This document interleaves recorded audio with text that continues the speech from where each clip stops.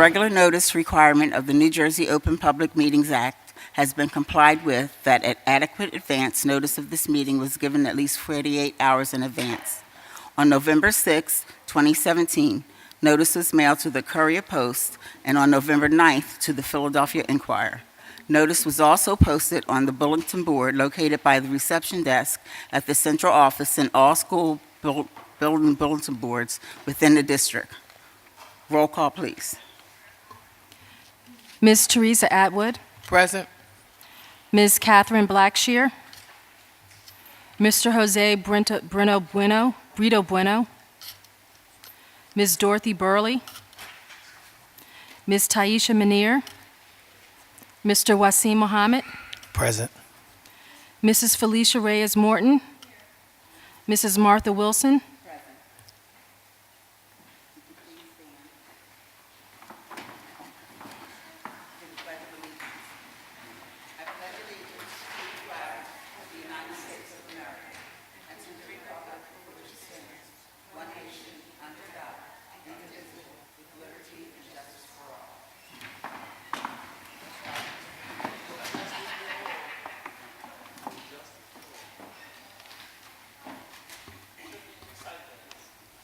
At this time, we would like to invite the members of the community to join with us for a meal in the Davis Gym.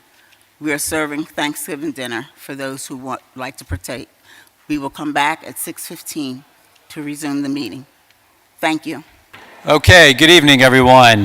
Hope everyone enjoyed that Thanksgiving meal, early Thanksgiving meal, and we're going to go ahead and get started. I know folks are starting to slowly come into the auditorium, but we want to go ahead and try and stay on schedule here.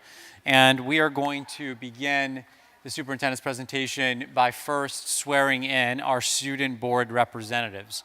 And so I'm going to welcome up our general counsel, James Roll, to help with that.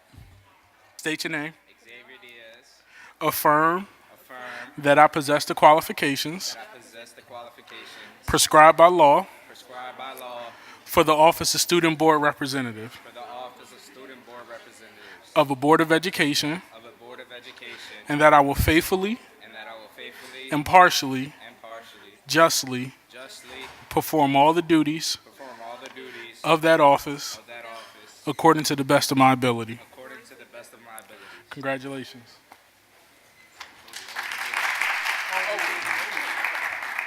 All right, congrats, Camille and Xavier.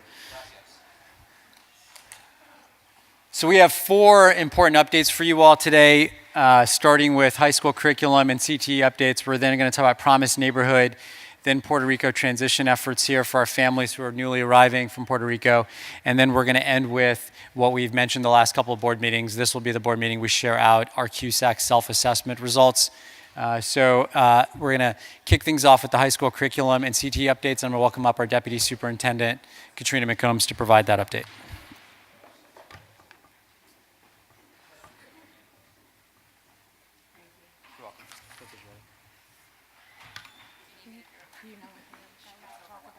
Thank you. Good evening, everyone. I want to take this opportunity before we begin with the actual update on high school curriculum and some other exciting things that are happening in our high schools. We had received information regarding Camden High School. There was a concern at Camden High. So before I get into the curriculum updates, just want to share with you proactively in case some of you in the audience had this question and have not been reached already. In order for Camden High School's administration to ensure that students are safe during lunchtime in the cafeteria, and as they are just making sure that the building is safe overall in the cafeteria, Principal Jones and his team have put together a plan where there is a bathroom outside of the cafeteria in the Hatch location where Camden High School is now. That bathroom is reserved at lunchtime just for the students who are in the cafeteria. Students who are in the cafeteria are able to use that bathroom that is closest to the cafeteria, and that bathroom is used by both our male and female students. Not at the same time, but the bathroom is used by male and female students. There is a security officer that is there. If you'd allow me to finish a moment, there's a security officer who is stationed there, and there is a backup security officer who is assigned to that hall bathroom duty when the first officer is not present. At no time are male and female students in the bathroom together at the same time.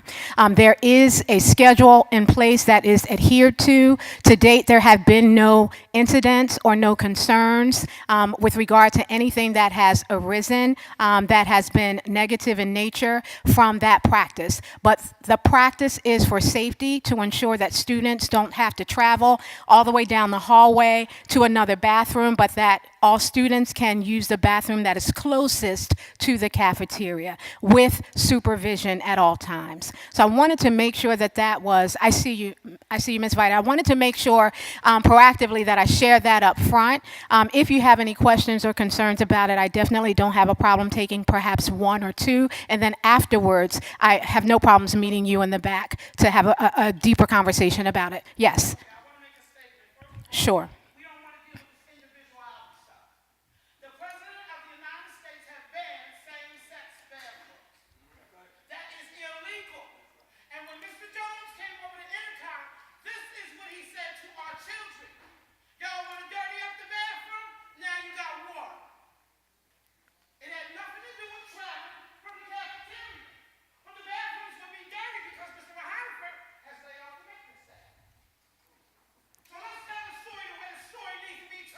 Okay. We don't have no feminine hygiene products in there for our young ladies. Let's talk about that.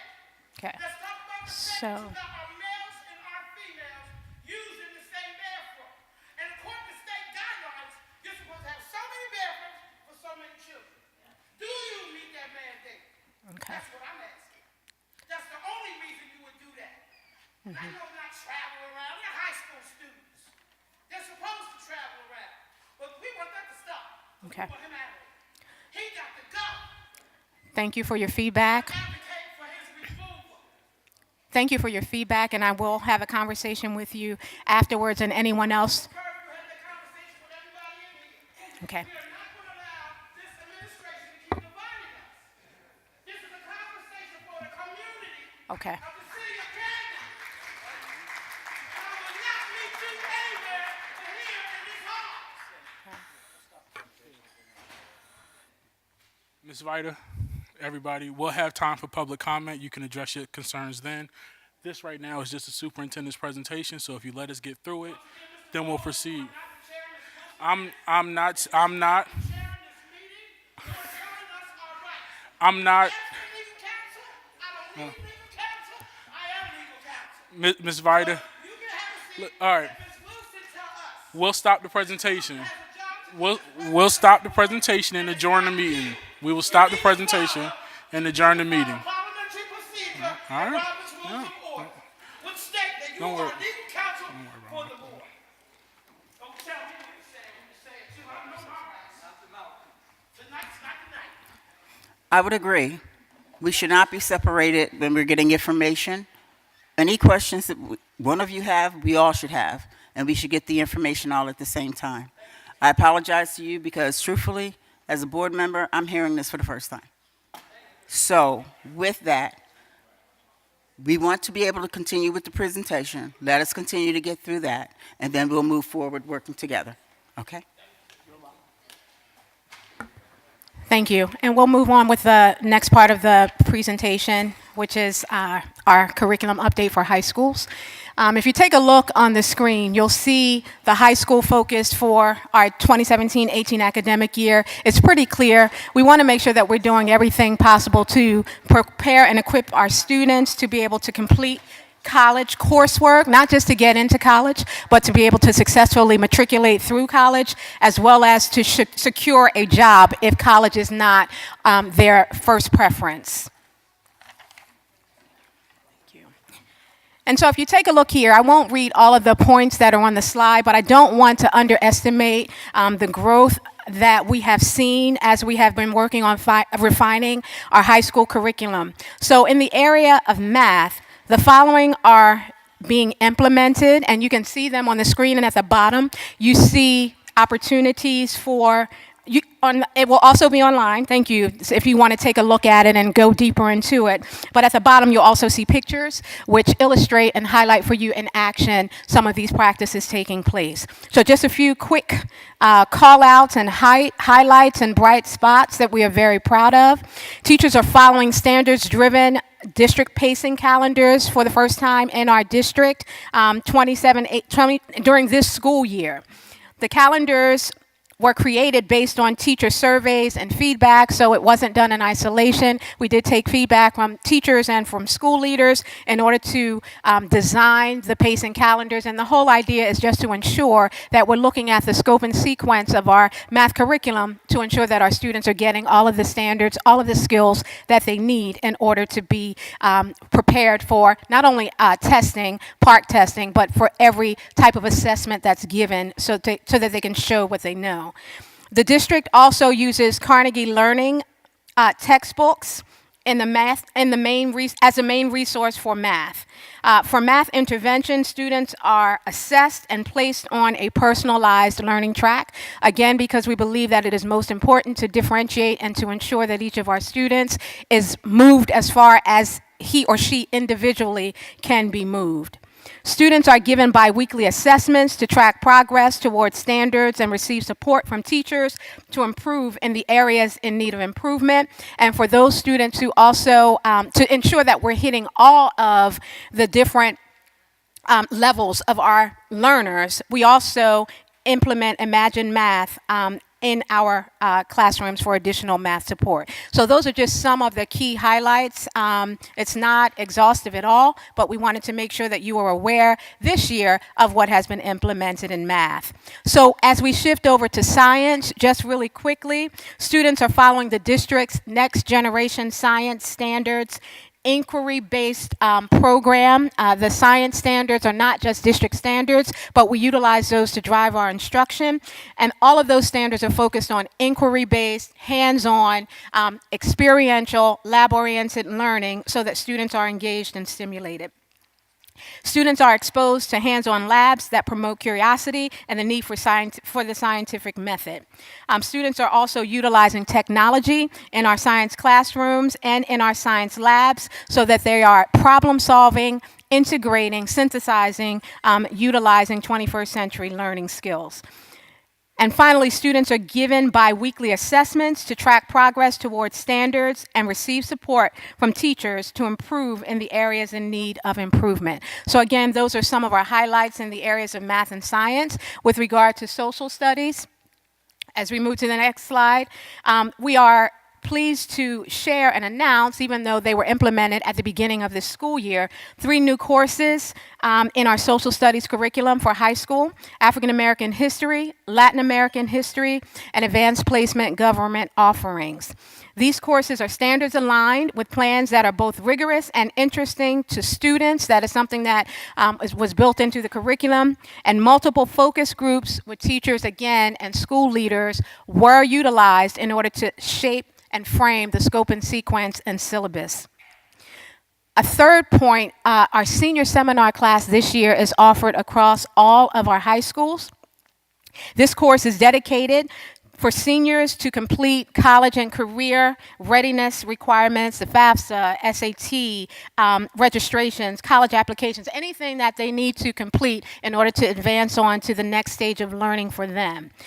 Additionally, personal financial literacy, that requirement is fulfilled during our senior seminar classes, and a college prep book study is also in place.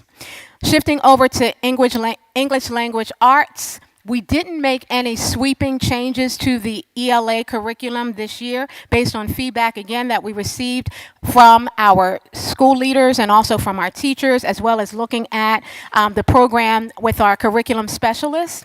So there were no sweeping changes. However, students are exposed to multiple genres from many multicultural perspectives in a thematic manner. So weaving in different elements in order to make sure that they get a well-rounded ELA experience. We have also invested in our high schools as well as our elementary schools and family schools, in leveled classroom libraries.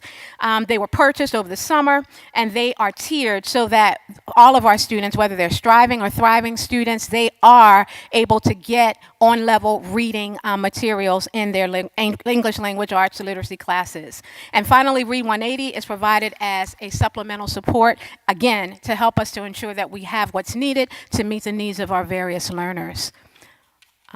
And moving forward with CTE updates. So in August, we developed our team, our high school team, developed a state of the program assessment of where we are with regards to CTE education in our district, where we need to go, what those focal areas need to be, and what strategies we need to put in place to move our CTE program forward. The next phase is the creation of a strategic plan entitled CTE Vision 2030. That is something that comes down to us from the State Department of Education.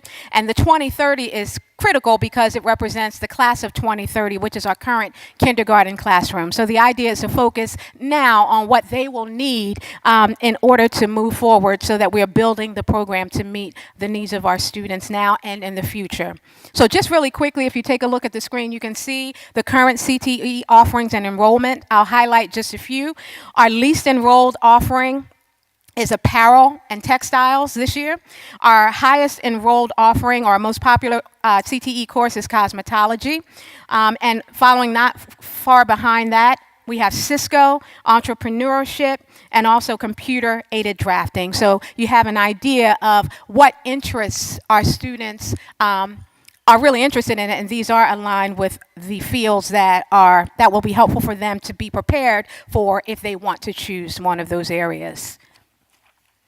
And continuing on with our CTE update, the Vision 2030, I won't read all of these points to you, but I just want to let you know that the plan that we are preparing is very strategic, and it is a plan that is quite comprehensive.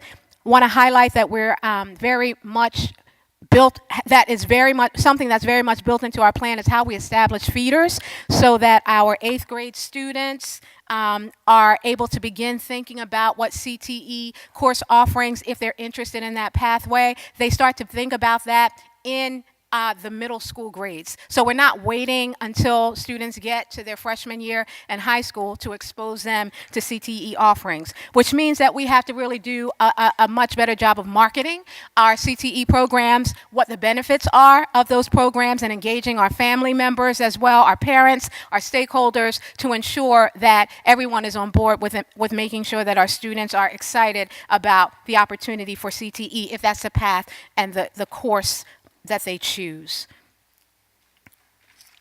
And if you take a look in the display case, it's okay. If you take a look at this display case, I just wanted to highlight that is, those are from our CTE students, some of the finished products in the apparels and textiles track. And moving right along, some of our points of pride for high school. In the area of instructional support, we are pleased to announce this year that we have high school district-wide PLCs. We were able to hold the first one on our Professional Development Day, and teachers collaborate monthly. In addition to that district-wide PD Day, they have Professional Learning Communities monthly, where they're able to learn collaboratively and share with one another. So again, you can see at the bottom of this presentation pictures of our teachers working together, and this included our bilingual teachers as well as our special needs teachers were integrated in as well. So we're making sure that we're looking at the needs of all of our learners when we are engaging our teachers in discussions about improving their craft. With regard to CTE enrollment trends, want to highlight, this is a big highlight. This is something that's very important, and it is an area of growth. Last year, we had 671 students who were enrolled in our CTE programs. This year, we have 1,080 students who are enrolled in our CTE programs, and that is a significant difference. That's a 61% increase of students who are in our CTE offering. So as we are making the offerings more readily accessible, marketing them, making sure we're doing a better job of planting the seed in our middle school students. We are seeing an increase, and we need that to continue. So we haven't arrived, but we have made some progress there. With regard to Summit Learning, just want to highlight at Brim, our ninth grade at Brim Summit Learning Program, some of the highlights there. English 1, in our English 1 track, 76% of our students are on track when looking at the assessments that come from Summit Learning, which is an individualized tool that allows students to be able to self-pace their instruction. English 1, I said English 1, Algebra 1. 88% of our students are on track to date. Physics, 73% of our students are on track, and this is again focused ninth grade at Brim. And with regard to modern world history, 86% of our students are on track. So we again are utilizing Summit Learning at both Canva and Brim, but these are some of the highlights from our program that is at Brim. And finally, with regard to college and career readiness, we are very excited about the work that is moving forward in the area of college and career readiness with our team that's in place. These are the activities that you can look forward to seeing. Parents, if you have students who are in high school, even if they're not seniors, if they're in 10th grade, it's never too early to begin to think about college and the application process. We have college application completion week coming up, FAFSA completion week. We are offering again this year SAT prep courses free of charge inside of our high schools in order to support our students in preparing to do their best on the SAT. School day SAT facilitation again continues this year, and we are continuing dual enrollment, which allows our students to be able to have exposure for college courses and to be able to experience a college campus as well with our dual enrollment program. And last, but certainly not least, want to just take a moment to just highlight assessment. This slide is focused on math assessment in our high schools. One of the most hotly debated issues, and our superintendent talks about this all the time and guides us in completing an annual audit of our assessments to ensure that we're not over-assessing or over-testing our students. And so that is something that's not just a local debate, but it is a national debate that is going on. So as we try to strategically balance our instructional and testing time, wanted to just highlight for you, if you take a look at the bottom, the two areas that are circled there. I won't go through the whole list, but you'll see that from last year, 2016 till this year, we were able to reduce the amount of testing in our math high school testing grades in math. Classroom assessments, this does not include park assessments, so we're just focused on interim assessments, any assessments that may be given in the classroom. 10 extra hours were able to be gained back to focus in on instruction. If we did the same procedure for science and looked at all of the science assessments, it adds up to about 10 as well. So that's giving almost about 20 hours of instructional time back so that we can utilize that. And in doing this, it was very strategic because we're not losing the opportunity to figure out where our students are, how much they need to grow. We're just streamlining the information so that we're able to do it with less assessments. So we're looking forward to continuing to examine our assessment practices and to continue to streamline and lessen them as well. Thank you for your attention.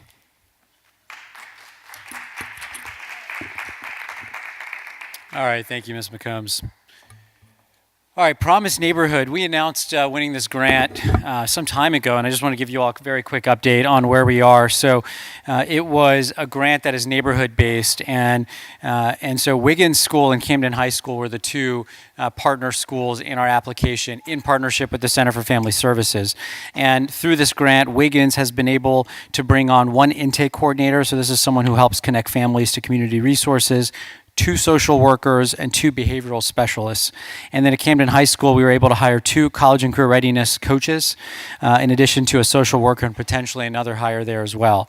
And so a really exciting opportunity for those 2 schools. There's also an after-school component to this that provides us funding through partnership with the YMCA, and also a summer school component that we also work through. We're going to wait to take questions and comments during public comment. So just to move on to Puerto Rico transition. So what I want to share with you all here is just an update on where we are with our efforts to support families who are newly arriving here. So at this point, the kind of the rough estimate of the number of additional students we've taken from Puerto Rico is approximately 100 students district-wide. And so certainly at some schools, that number is, the number may be higher than others. We believe at this point, Veterans, for example, has taken in roughly 15 students. Those were numbers I received just earlier today. And so I just want to reiterate what I said at the last board meeting, which is our priority is to enroll these students as quickly as possible. We don't take into account documentation. If families are not able to demonstrate they have the documentation, there's still an alternative registration process. And so we want to just ensure that those students are enrolled, and then separately to support the families and their adjustment and their transition to Camden from Puerto Rico. So we partner with a few local groups, Catholic Charities, Kroc Center, CAMCARE, County Board of Social Services, to help meet the needs of our families. We also ensure that our case management teams within each of our schools is aware that this student, this family is transitioning here, so they do outreach to provide additional services, social emotional learning supports. We also coordinate with the Puerto Rico Department of Education to the extent we can get any sort of documentation on the student's academic history. We absolutely try and do that. In absence of that information, we just work directly with the student and the family to get as much information as possible. And just huge thanks to our team, Maggie Sorby, Katrina, and her team who are really leading this alongside our school-based staff. All right, CUSAC. So as a quick background and kind of set context here, there are 2 forms of CUSAC reviews. The first is a statement of assurance, which is an annual submission. And that's an assessment of roughly 50 indicators across the 5 domains. Then there's the district performance review, which is done every 3 years.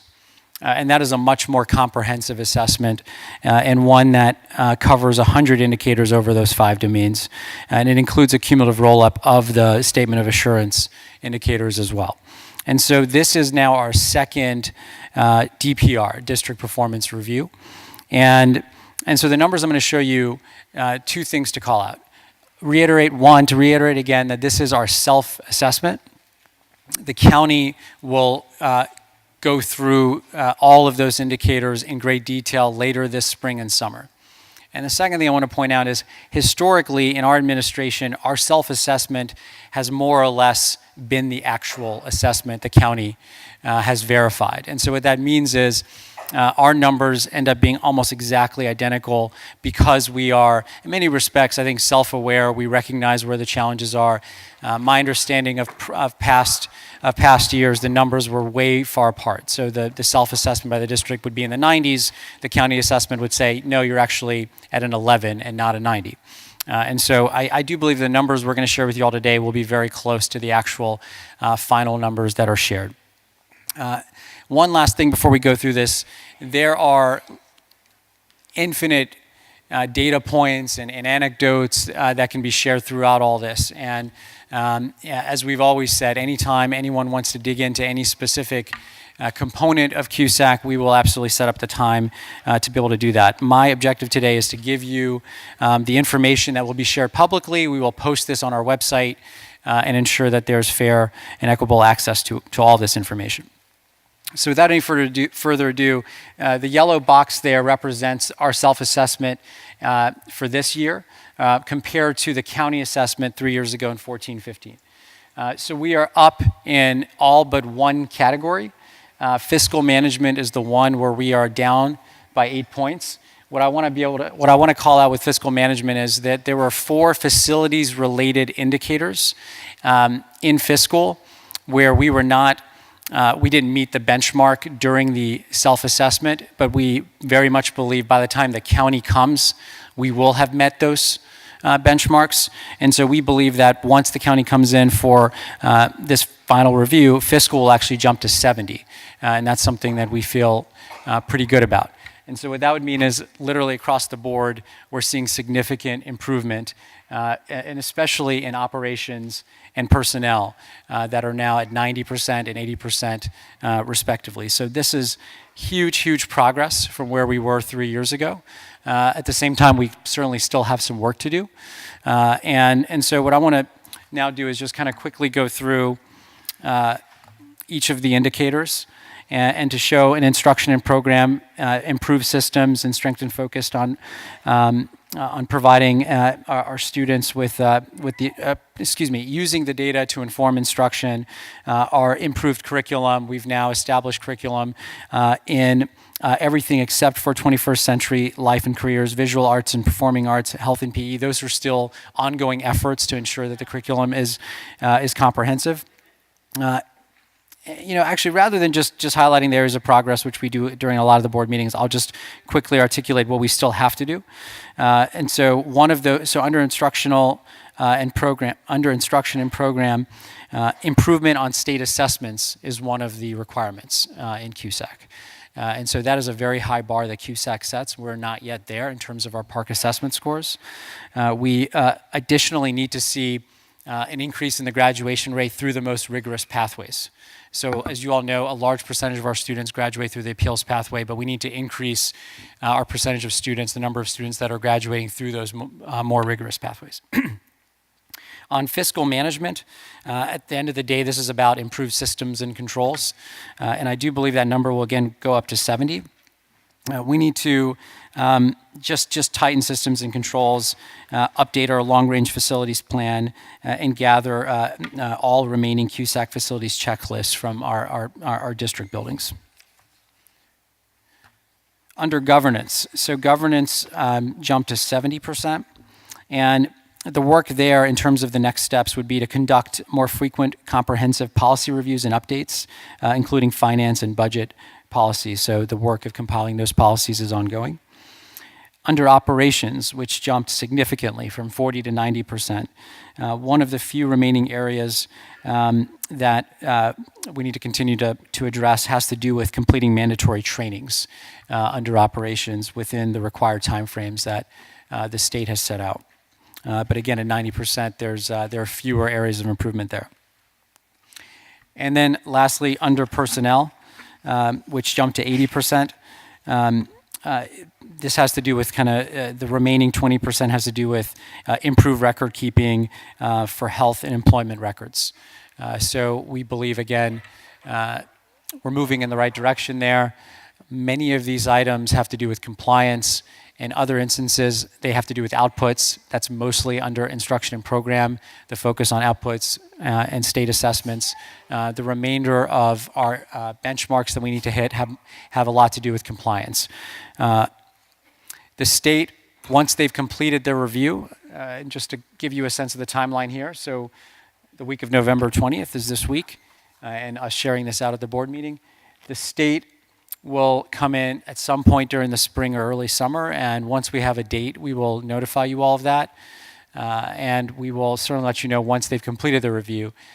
Last time around, they presented at the board meeting, and we'll ensure that there's access and information for everyone in the community that is interested in discussing it.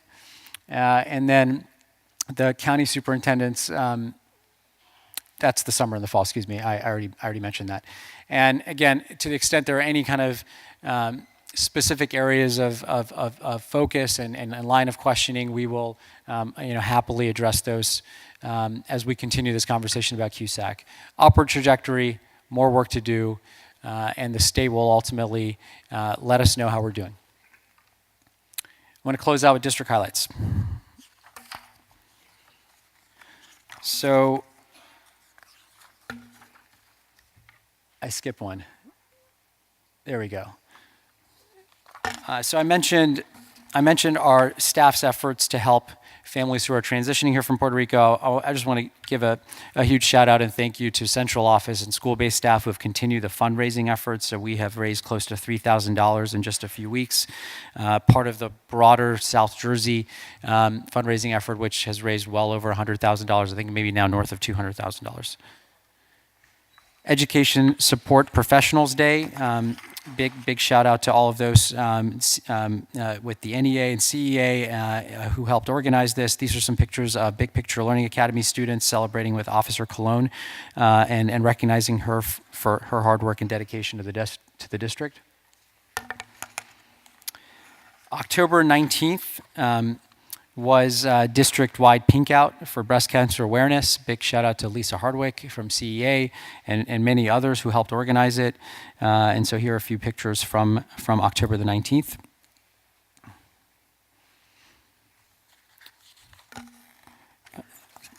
The Hispanic Heritage Celebration event was on Friday, November the 17th. I know that there were some CCSD staff from a whole bunch of different schools who came together at Veterans Memorial to celebrate, and these are some pictures from that celebration. Big thank you to the Camden City firefighters for giving every student a cream with a winter coat as part of the coat drive. So these are some pictures from the cream school along with our firefighters.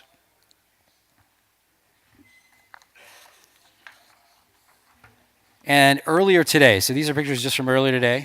I see Xavier and Camille being well represented in the pictures.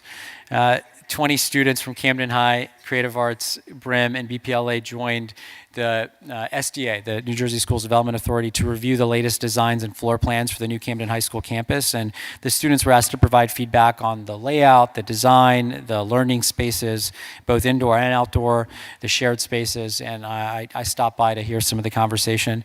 And it was interesting to hear kind of where the students landed on what the design of the building should look like specifically. And just to close things out here, with the superintendent's parent roundtable and student roundtable, these are some pictures from the latest roundtables that we had. Big thank you to Andrew Bell and other district staff who helped lead many of those conversations. And we have a number of retirements that we will recognize back up on stage. Thank you all very much.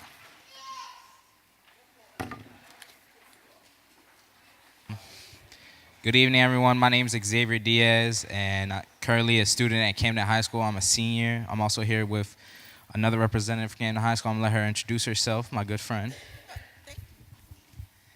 Good evening, everyone. My name is Camille Halliman. I'm also a senior at Camden High School.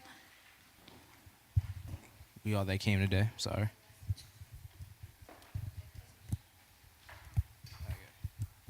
So while we were in our high school, Mr. Brown came to visit us. He's a very nice man.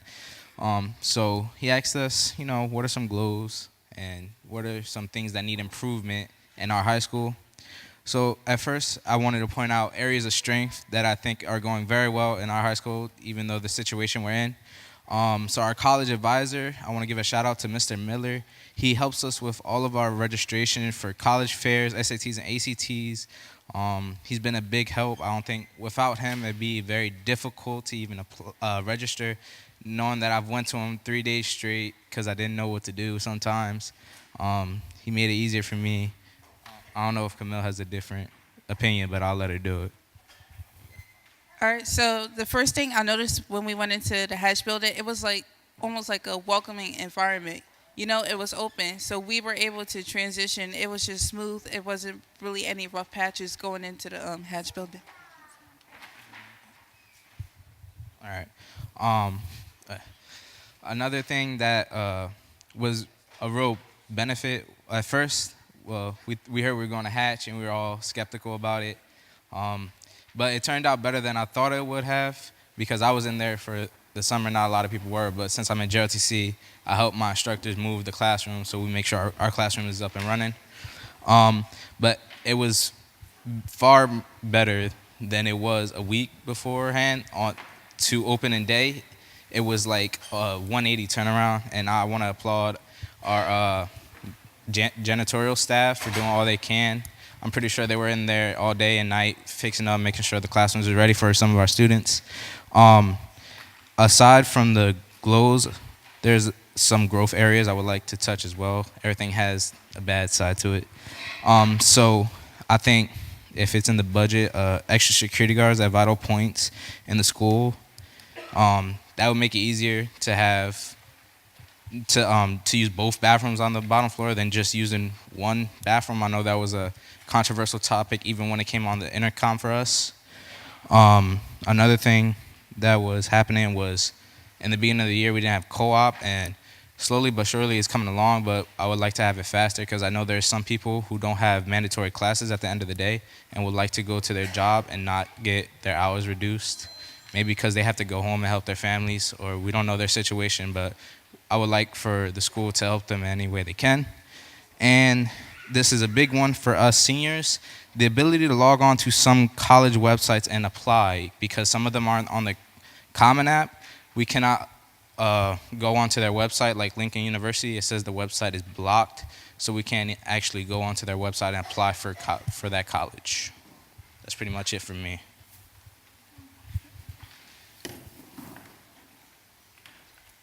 Well, this is something I've talked about in the past. You really can't, like, when I thought about this, like, it is in the past as well, but you can't really dwell on it. But this is something I brought up from when we first went to the Hatch building, and that was actually prioritizing the equipment. For example, like the JROTC and band equipment, it can't be just like tossed aside. You have to find somewhere to like put it at, so that way it's like kept in a neat and like orderly manner. And that's all I have to say for. Thank you. Thank you for your remarks and your comments from the student reps. At this time, I'm going to have Ms. Felicia Reyes-Morton read off our retirements.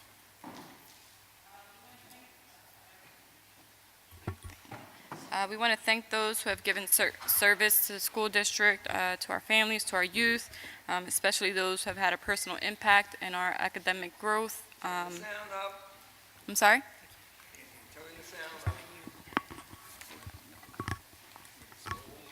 Sorry. We'd like to thank those who have provided service to our families and to our youth in the district, especially those who have provided some personal, academic support or just personal support in general to help us, achieve to, this, where we all are now. So Eileen Anderson, 28 years of service. Gloria Brownlee, 30 years of service. Linda Delengowski, 20 years of service. Joseph Fisher, 28 years of service. Crystal Ford, 25 years of service. Zoraida Hicks, 27 years of service.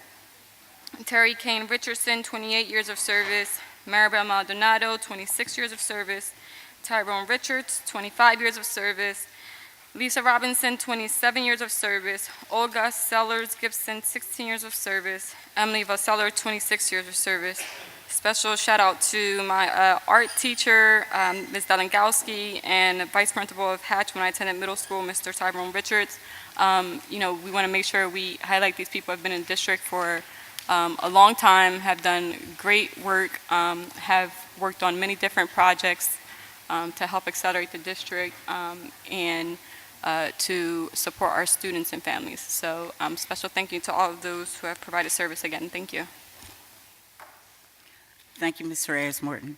At this time, we will ask for Anissa, our BA, to give us information. At this time, I would like to present the business office report, including the bills, lists, and resolutions for review and approval.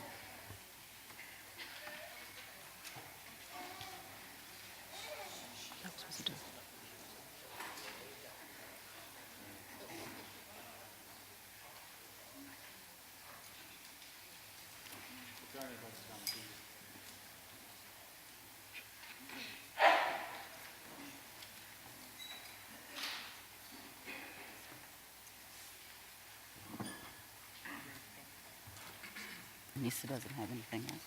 No, she just usually, it's typically Okay. what that BA does. Okay. Mr. James Rowland? So now it's time for public comment. Public comment is your time to have your comments and concerns addressed by the superintendent and the Board of Education. Each speaker will be called to the podium and be given 3 minutes to speak.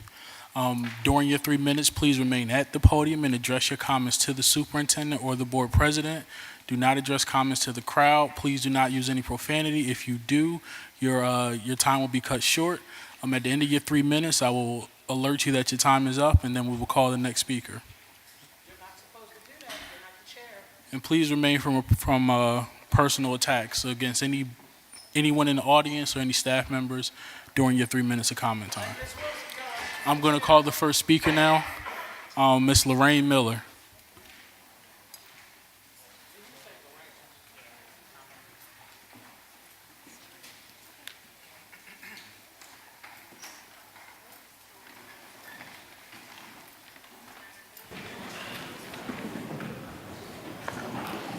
Good evening. Tonight, I am representing the NAACP of Camden County. I am the education chair. The NAACP works to ensure that every disadvantaged student and student of color graduates ready for college or a career by ensuring access to great teaching, fair discipline, equitable resources, and challenging curriculum. We are dedicated to eliminating the severe racial inequities that continue to plague our educational system. Our ultimate goal is that every student of color receives a quality public education that prepares him or her to be a contributing member of a democracy. The NAACP National Board of Directors establishes a task force to review quality education for all children. The task force make recommendation and lay foundation to ensure the following. 1, charter schools are subject to the same transparency and accountability standards as public schools. 2, public schools are not diverted to, public funds are not diverted to charter schools that at the expense of public school system. 3, charter schools cease expelling students that public schools have a duty to educate. And 4, charter schools cease to perpetuate de facto segregation of the highest performing children from those whose aspirations may be high but whose talents are not yet as obvious. 5, consistency with existing NAACP policy on public education. The task force frames their report around 5 critical recommendations for regulating charter schools and strengthening the public educational system. 1, more equitable and adequate funding for all schools serving students of color. 2, school finance reform is needed. Resources are allocated to student needs, full funding. 3, invest in low-performing schools and schools with significant opportunity to close the achievement gap. Incentives that attract and retain fully qualified teachers. Improvements in teacher or instructional quality. And this one, wraparound services for young people, including early childhood education, health and mental health services, extended learning time, and social supports. 4, maintain a rigorous authority and renewal process for charters. 5, eliminate for-profit charter schools. The NAACP of Camden County has an education committee who will gather information and proceed to abide by the policies that I just read. We will compile information and share results in this organization. We will engage in conversations at the state level to ensure that a quality education is comprehensible for all children. Thank you. Thank you. Could someone please make sure that I get a copy of that, please, before the end of the night? Thank you so very much. And just to let you know, on the state level, there are some things that are taking place through the legislative committees where the different school districts are coming together, putting in resolutions, and they have been brought to the delegate assembly. When I get the copy of the votes, I will share that information with you, moving in the same direction that you're talking about. Thank you. Ms. Vida Neal. Good evening. As you can see, I also am a member of the Camden County NAACP, but I wear many hats. And tonight, I'm not in NAACP mode. I'm in Vida Neal political blogger mode. I want every last one of you up here to look at this food that Aramark has been giving our children. It looks like dog slop. So could you distribute this to the board members and give a couple of circulate to the community out here? Pass it around. We know that you strictly stick to giving our elementary and middle school kids this kind of slop. And I'm calling it slop because that's what it is. The homeless people on Broadway and the prisoners get better food than our children. And that would be a problem. I have been arguing with Mr. Duran from Aramark for over a year about the conditions of the slop. You even give pork to our kids and you're not supposed to. The food is horrible. We know that without a decent meal, the child cannot learn. In addition to all the services you're cutting, Mr. Rohanford, you want to talk about facility maintenance. Everybody look at this Vida. Look up. You see the facility maintenance? There's obviously repairs on this building. Pretty soon you'll be trying to sell that for $1 off to the charter schools. Because that's what you do. You have left us with all sick buildings. Now I want to talk about Camden High School. My high school. I told you, you up for a fight, buddy.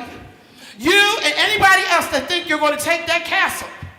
I'm going to lay down and die first before I let you take that castle. We don't care what the judge says. Although we're going there for courtesy, as a community, we want our school. And we're going to take that school. By, like Malcolm X says, by any means necessary. Okay? Now you got Alex Jones there who has our children using the same-sex bathroom. The President of the United States said that's illegal. He struck it down. Mr. Jones is over there hollering and screaming at our children and the teachers. He is inappropriate. The man has an attitude. I am advocating for the removal of that man over there who does not have heart for our children. He got to go. He got to go. ASAP. We want him out of that school. Him and all his team. Because when you say the word team, Mr. Oliver, that means the people don't look like us. They ain't from our community. All of your team are individuals from the suburbs.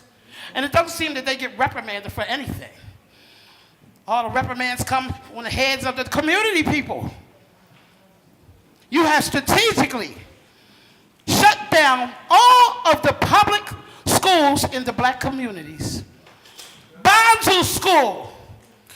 Ms. Vida, Sumner School. thank you for your comment. Your time is up. Bonzu School. Sumner School. Okay? All of the schools in our communities, Centerville, Pollocktown, have shut down. Our children have to go to East Camden. And you didn't even provide any bus tickets or buses. Ms. Vida, thank you for your comments. Your time is up. I watch the parents catch cabs to take their babies to school in the morning. You are starting institutional racism. Right here in the black community.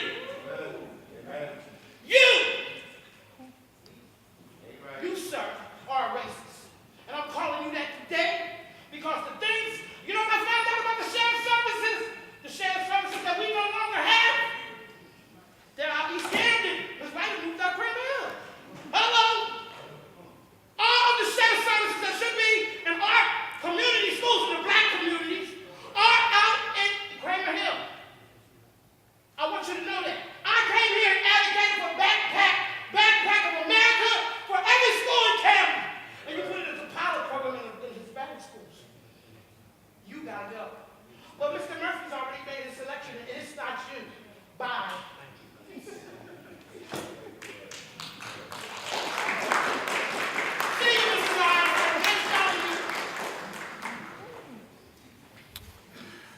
Ms. Rosa Trent. Midnight train to Georgia.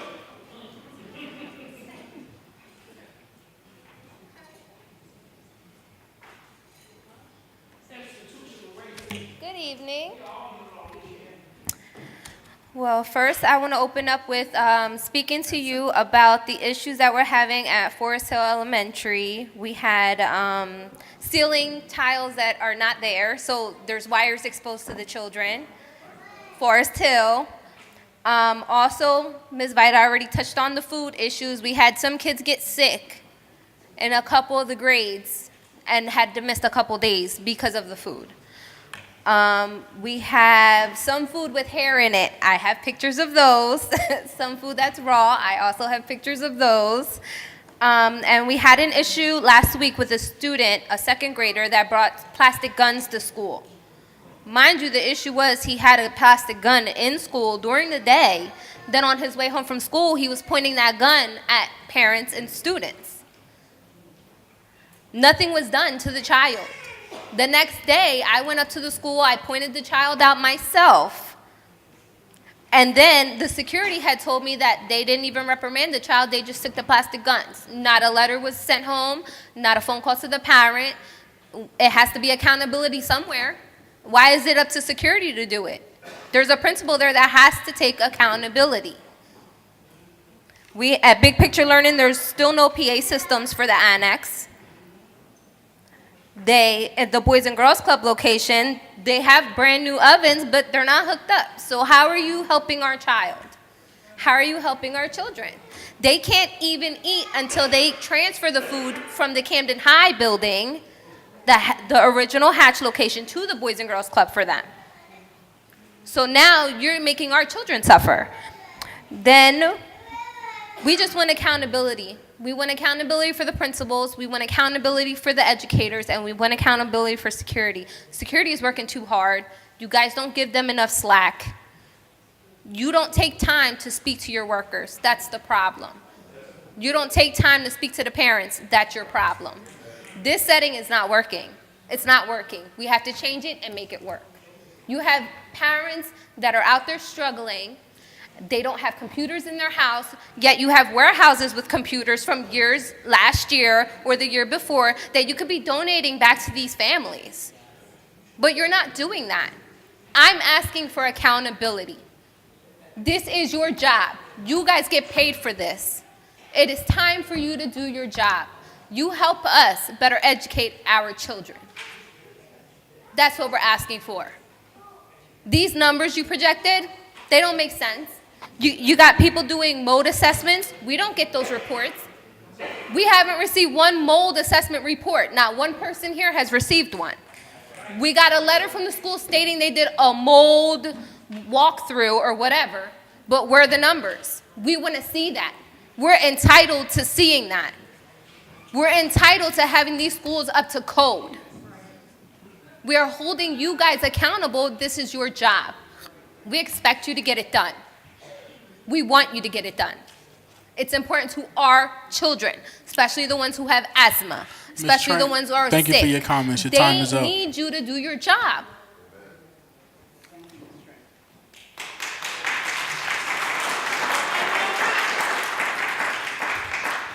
Keith Howell.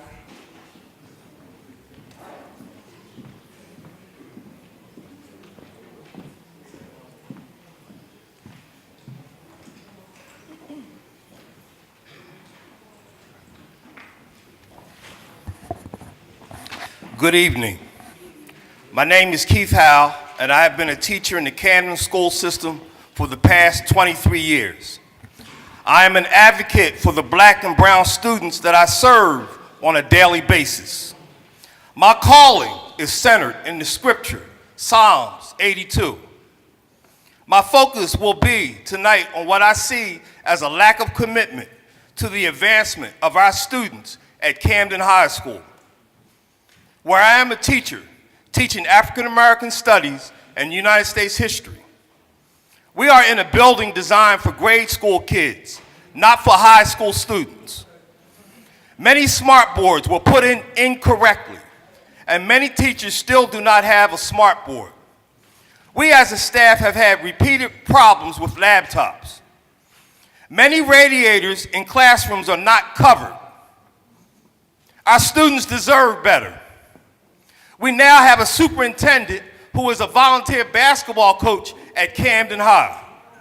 What does that say to the students in the basketball team at the other high school of Camden, Woodrow Wilson High School? Come on, Mr. Hannaford, really? Our biggest problem has been the egotistical, narcissistic direction of the principal. Let me say this before I go any further. I've reached out to him verbally and sent a letter to him, stating to him how I was an asset to previous principals in helping our students, and I would do the same for him. But still no cooperation from him. So I have no recourse but to speak publicly and let the community know what's going on. Frequently, our leader is on the main intercom belligerently screaming at students and staff. He has created a hostile working environment. Students are yelled at in the hallways in front of other students, diminishing confidence.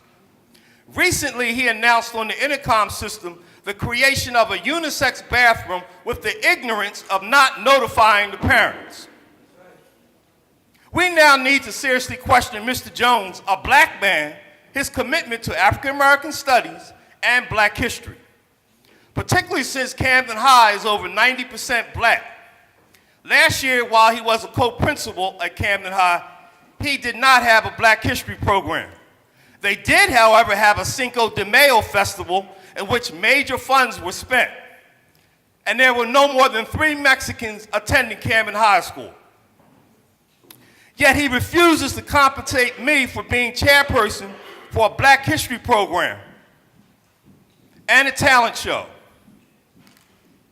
For 13 years, God has allowed me to use my gifts to produce multicultural stage programs. 6 principals of secondary education have given me resources and paid me, but Mr. Jones refuses to pay me. But isn't it ironic that at the same time he summons me to have a meeting with him with union representation because I taught something that was not in my lesson plan and not part of the curriculum, despite the fact it was the current news of Meek Mill's legal case. I'll be 1 second, sir. Yet Mr. Jones allowed a white teacher who he assigned to teach African American studies teach whatever she desires because it is an elective and she has limited knowledge on African American history. He further states there is no curriculum for African American studies, but there is a curriculum for African American studies. I conclude, like arrows in the hands of a mighty man, so are the children of my youth. Happy is the man who has his quiver full of them. For I shall not be ashamed. I shall speak with the enemy in the gate, and the Board of Education is the gate. God bless you. Thank you. Ulysses Delgado.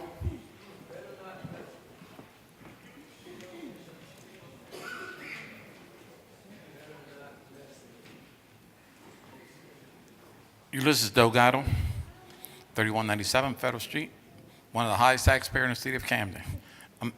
Mr. Superintendent, I haven't been around here for a while because it seems like when I come here, our voices don't get heard. Just hear us, and that's the end of the day. When I'm here complaining, my grandkids got sick of that food. My dog in my house eats better than them. And I'm telling you, I'm calling the state on this. This is an embarrassment, a disgrace, the way our kids are eating in school. Especially our kids are using the same bathroom. I'm against that, totally against that. You're laid off our security guards, you laid off the custodians, you're laying off everybody. Woodrow Wilson, there's only one secretary in the front. Now they have students for secretaries now. That's pretty nice. Step educating our kids, now they're secretaries. We need bilingual teachers for our special need kids at Wilson. You told me last year you were working on it. Are you still working on it, Mr. Superintendent? I haven't seen no changes in our community. You told us last time when I was here that we were going to hire a Latino principal. I see somebody else there. But that's all right. We could deal with that. But I'm calling the state. I'm calling my congressman, Mr. Superintendent. What you're doing is illegal to our kids, especially that junk food you're serving at kids. I don't know who's making it, but I think Puerto Rican food will be more better for our kids, and they'll eat healthier than that junk you're feeding us. And I appreciate it if you consider not allowing our kids to use boys and girls in the same bathroom. That's a disgrace. Have a nice one. Thank you, Mr. Delgado.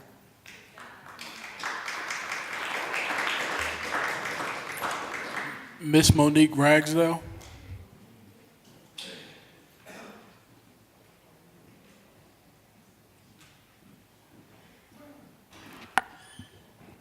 Good afternoon. I want to speak on the bathroom. I know that you guys got rid of a lot of security, and I've noticed that the security is slim. Maybe instead of putting a unisex bathroom in a hallway by the cafeteria, maybe you guys need to get some more security back in the school. You have a dual school over there, and you have kids from both sides. Anything can happen. That seems like a safety risk to me. Also, you should look up your state mandated codes of bathrooms before you guys make a decision like that. Also, as far as African American studies in his program, if he want to produce something like that, that's something you guys should support that teacher in doing. That is very important that we know our culture. I know how many times I came up here about the Amistad law that should be instituted inside our curriculum for education. Also, about the lunches, I'm not going to reiterate on the lunches, but I think it's time for you guys to go back to your contract, because I do know Airmark have different tiers of food. They serve Cherry Hill, and I can tell you it looks totally different. Now, I know you guys had a contract so y'all can get all children free food, but if they're not eating it, it's not free. It's not even helping them. There's no benefit there. So you have to look at your benefit of actually having the kids eat healthy because they're hungry. That's part of education, the nourishment, so that they can learn. But if they're not going to eat that, it's a waste. It's wasteful dollars, wasteful spending. So you need to go back to the contract and see if you can get us a bigger tier. And just FYI, if y'all go to our statistics, 90%, probably or more, will qualify for free lunch. So you don't even need to make the whole district free lunch. You need to go back to the applications and start filing that, because I'm going to tell you, there's people who have to send their kids with school money, put money up. You got to deal with the kids coming home starving. I mean, that's not right, and that's not even healthy food. I mean, I don't know if y'all looked at those lunches. Where's the 3 food groups? Where's the balanced meal? And the portion size are small, and they're not even allowed to get seconds. And then I just got a word from my granddaughter today as I'm sitting back there that they run out of food at Wiggins. That is the headquarters of Aramark. How in the heck do they run out of food and have to fix other food for the children to eat? So you guys got to go back to that contract. Y'all have to start doing right by our children. It's a disgrace to see that our kids are starving and not getting fed properly. If not, I mean, I don't even care if you go back to district schools food. It's even better than that. At least we can care and give our kids more food. I mean, they can't go back to seconds. I don't know if that was contracted in, but that's important to know because our children are starving. And as far as Camden Highs, she did the curriculum things in there. She just said high schools. She didn't say what high schools are having each curriculum. If you could go in a little bit more detail with that, about which schools get no CTE programs.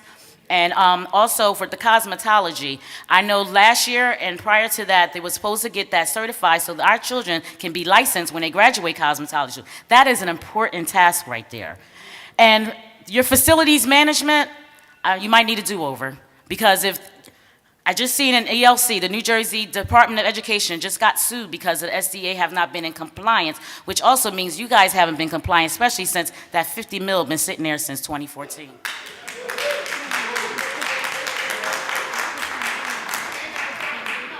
Thank you, Ms. Ragsdale. And it's so important that the public brings information to us, because if we're not getting it, we have to rely on you. You're the parents, we're the board. We've got to work together to make it happen. So thank you. Mr. Mongalisa Davis.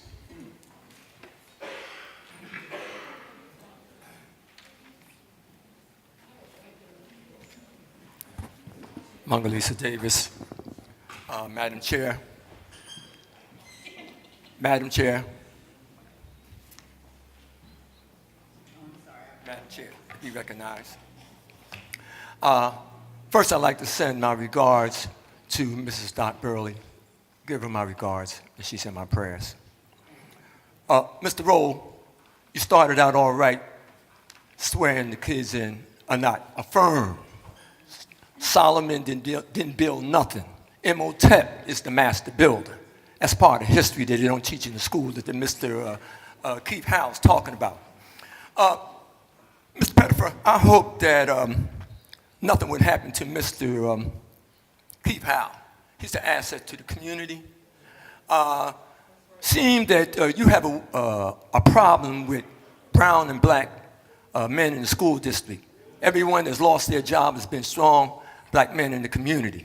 And you started when you came in the district and you lied on our people and said there was only Mr. 3 Davis, people. Mr. Davis, hold on. I'm not trying to interrupt you. I'm not trying to interrupt you. I'm just asking that you don't personally attack the superintendent. That's all. That's all. I'm telling you, Mr. Rowan, I gave you a complaint. No, I appreciate it. I'm not trying to interrupt you. I just wanted to redirect the comments. That's all. Through the chair, I spoke to the chair. You keep getting in your lane. And this is something that the superintendent keeps on doing, designating people to come and get out of their lane. Okay? Now, I have a problem when you start threatening my students. I have a problem with that. Children don't lie. They come here and tell you what the problem is. But you send money over to charter schools, but you don't even have janitors to clean up over at Camden High School. Send them over there to Freedom Academy and all that stuff. Are you telling the people that you're going to privatize the security and the janitors? This is the problem. I'm tired of you. You have wrecked the lives of a lot of people. You have harmed our children. You have took the liberty of the job and you have sent these people out of their lane to be rammers or advocates for you.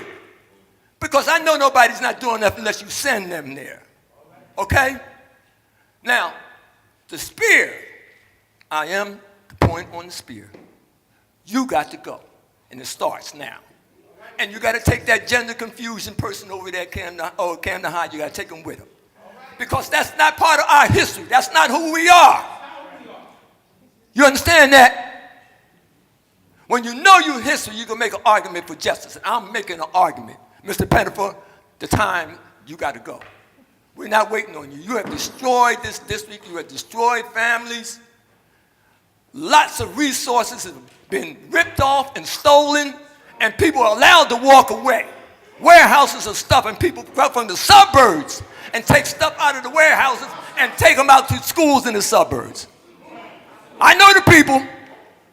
Your man working here 19 years, took a water jug out of the thing, and he lost his job. 1,500 gallons of exterminator was missing, and the guy took and blew the whistle on him, lost his job, brought him back, and then he lost his job again. That's all about you, see? And we're going to run you out, man. We're going to run you out. You got to go, man. You have destroyed this here community. You have hurt our children. You have destroyed our leaders, respected pillars. What you did to Mr. Medley is an honest man. Mr. Because Davis, he spoke to please the wrap truth. up your comments. Your time And you're is going up. to take Roll with you, too. Just don't go before him, Roll. Okay? So it's on. I want to know about that $10 million you gave to the charter school. Do we get that back? Thank you, Mr. Davis. Where's memorabilia for Camden High, y'all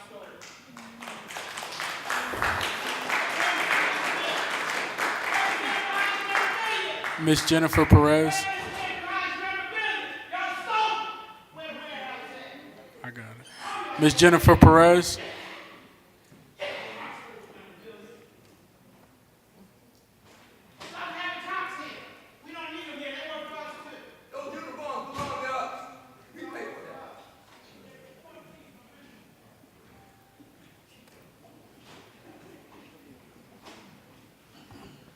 Good evening. I just want to express my concern about staffing. I see a lot of security guards. There's only 2 in each school. and I don't think that's fair. FOCs have a lot on their plate, and I don't think that's fair either. And it also puts a strain on teachers. I have to see teachers go in and play lunch aid. FOCs have to watch kids outside, and in a school with 400 kids, 2 security guards isn't enough. We need to do better and get back where we used to be. Thank you.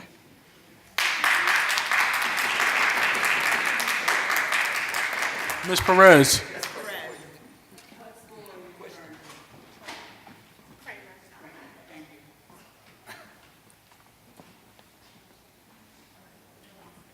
Elijah Turlington.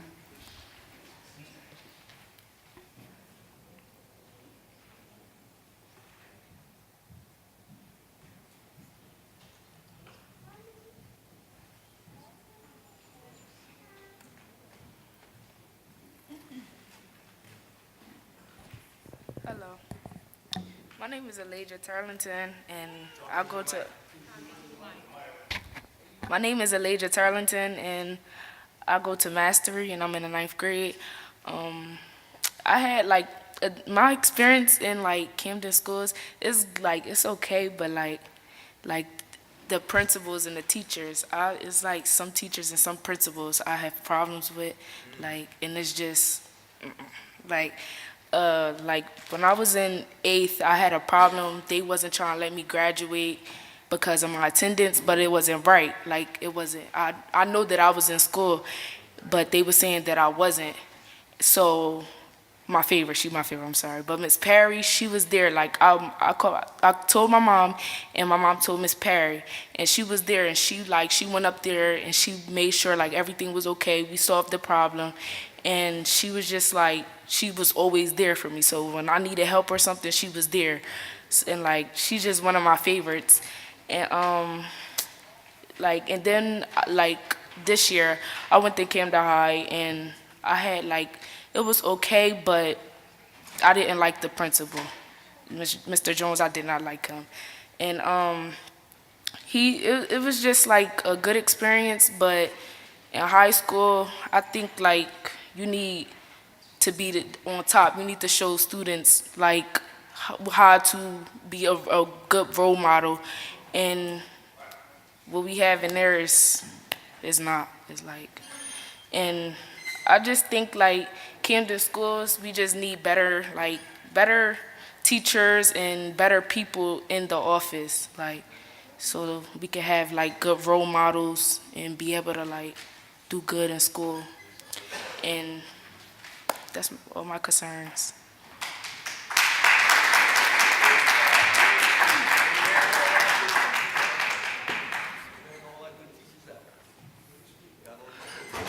Tamia Ingalls.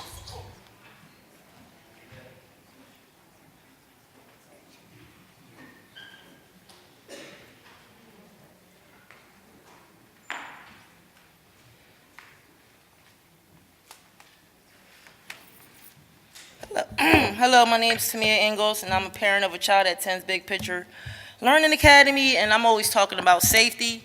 So today I was at Big Picture Learning Academy, helping my FOC. When I was standing outside, I always talk about security.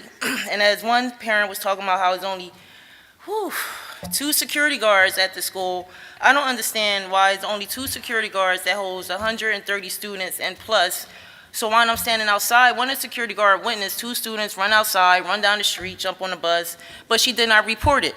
And once again, why she didn't report it? Because you don't have that many security guards at the school, because she got to run back in and handle the other situations that's going on. Also, what I witnessed today was a child being bullied. The parents came up there, picked up the child, turned around, tried to antagonize the child that was bullying their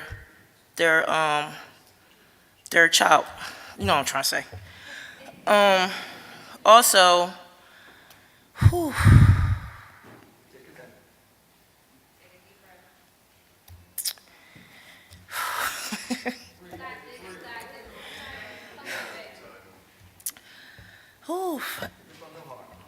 I think I'm done for now. I'm getting a little bit nervous.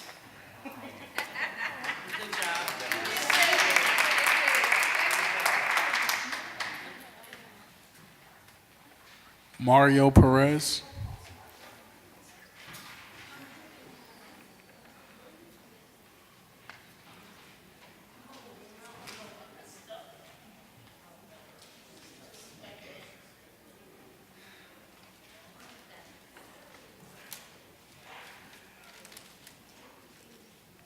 Hello, my name is Mario Perez.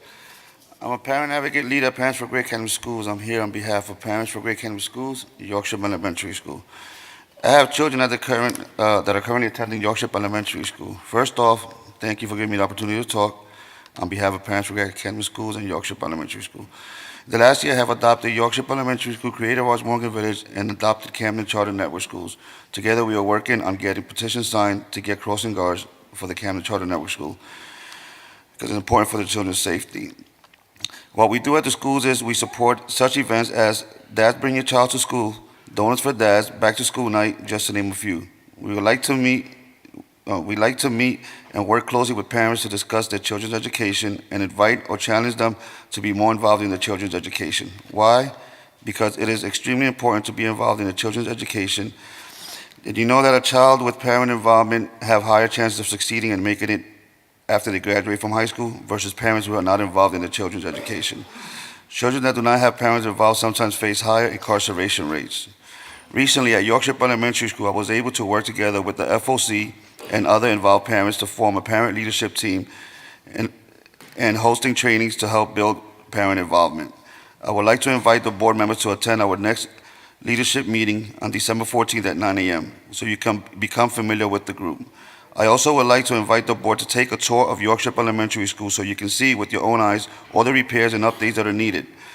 All these new schools that are coming up and all the additions to the other schools, while Yorkshire seems to be forgotten about. I don't think it's fair to our children and staff. The gym floor needs repairs as soon as possible before someone gets hurt. The ceiling leaks. There's a bunch of other repairs that need to be looked at, which makes Yorkshire Elementary School feel outdated. Please take the time to visit the school. I will also want to make you aware of the school buses that take our children to and from school. They seem to break all kinds of traffic laws, and nothing is being done to stop them, from speeding through residential streets, turning on red while children are on the bus. Something must be done as soon as possible before tragedy strikes and harm is done to someone's child. Please take notes of everything that I have mentioned during my speech. I would like everyone here to like Parents for Great Academy Schools on Facebook. Together we can make a difference. Thank you. Good night.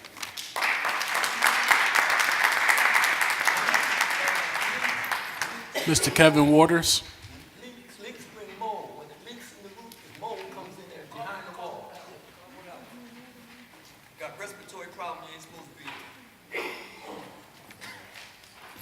Good evening, everyone.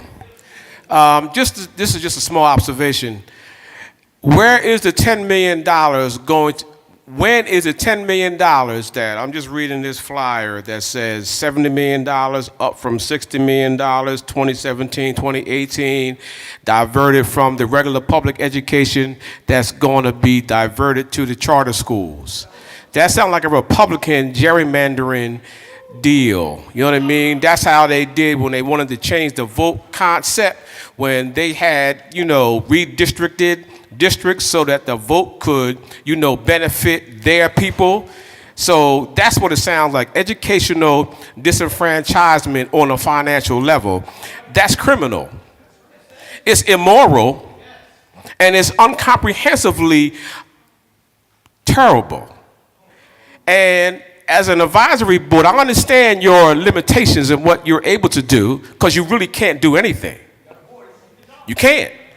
You can't. But I implore you to stop allowing yourselves to be puppets. Stop. Stop. Because the district has already been dismantled educationally, and when you reference the educational achievements and I appreciate that update. However, that's like going back to the future. Because I remember that when I was in high school. Those things you're talking about now was already in the schools, but they began to get filtered out in 1993 or even before. We still don't have a hotel, motel, restaurant issue. We got some of the CT classes back. Great to see that. But that only happened because Camden High is in transition. It didn't happen because you wanted it to happen. It only happened because So I'm just saying that that's great, wonderful, because our kids, some of them are not going to go to college, so they need to have an industrial component that's comprehensive. I mean comprehensive, not, dip and dunk, comprehensive, fully, so that we can keep some of those kids from going to the vocational school in Pennsauken, right in the city of Camden. That's a good start. It's a good start. I appreciate that. Do more. As an advisory board, you guys are sitting up there. Don't just sit by idly and let this happen. Don't let it happen, because we have students who are very gifted with their hands and they want to do more. But again, I'm just dismayed about the $10 million increase to the charter school network, when really, if you think about it, education really is education. What is it? Reading, writing, arithmetic. Maybe at a higher level, more substantially complex now in terms of mathematics, but it's still the same 3 R's. It really is. Education that graduated students in 1970 that sent them to Rutgers still are graduating students in 2017 and sending them to Rutgers. Thank you, Mr. Waters. Because of the gerrymandering and the confusion that has been infiltrated upon us by carpetbaggers that have infiltrated our city, there is a confusion amongst our community that needs to be redirected and rendered dead. Thank So you, I'm just Mr. saying. Warder. God bless Your you. time is up. Thank you, Mr. Waters.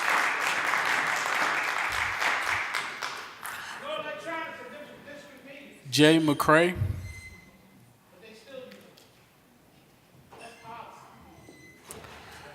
Jay McCray.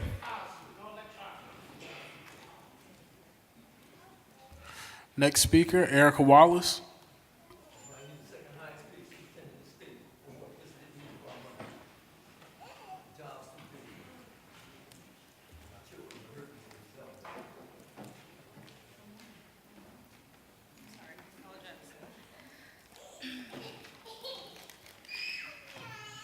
I'm sorry. Good evening. My name is Erica Wallace, and my son is Idris Stewart. He's a 3rd grade student at Uncommon Schools in Camden Prep. I wanted to come here tonight to not only thank Camden Prep, but also the superintendent and the board. Since joining Camden Prep, I learned that you all had a hand in ensuring that our great schools like ours can exist in the city. So I honestly wouldn't have even moved to the city if I wasn't going to be able to find a high-performing school for my son. We recently moved to Camden. This is my son's first year here at Camden Prep. I knew that finding the right school for him was going to be difficult, but not because he's a bad student or because he has difficult learning. It's primarily because my son is extremely shy and he has high anxiety, as I do as well. I needed to find a school that had a strong academic track record, but that could also understand the unique needs of my son. So for that reason, I didn't exactly secure a place to live in the city until I could confirm that he had a good school to go to. When I was looking for different schools for my son to go to, everywhere I went, I seen signs for Camden Prep. When I finally actually got a chance to go and talk to someone at the school, I fell in love with the school. I love their curriculum. Their longer school days, which help accommodate my work schedule, so I don't even have to pay for after-school care because by the time he gets out of school, I'm just getting home as well. The teachers in the classroom of a small classroom size, and then they do one-on-one teaching with students when they actually need it. And I like the fact that they're actually able to accommodate my son. At my son's last school, he was there for 2 years and he made one friend. That's what I mean by he was not social at all. He made one friend, he was there 2 years. His teachers took him as being shy and his anxiety towards different people as him being rude. So he was always classified as being a bad child because he would just ignore you when you spoke with him. He would not respond to you. Now my son, after being at Camden Prep since well, school started in August. So he now will make eye contact when he speaks with you. He will shake your hand. He will respond to you most times when you speak to him. But I myself can honestly see that the turnaround in my child.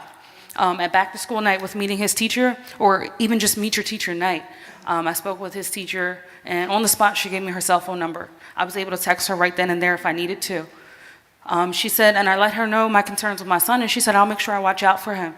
They went on a class trip not too long ago, and not only did she send me and text me personal pictures that she took with her own phone, but she texts me regularly to let me know how my son did that day.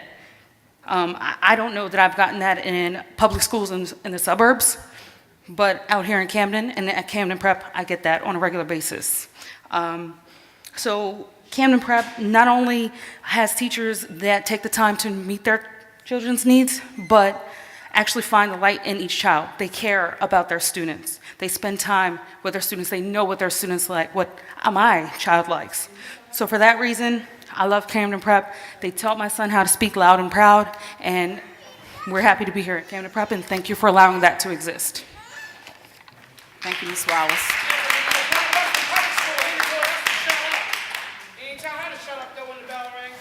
Mumtaza Moulton.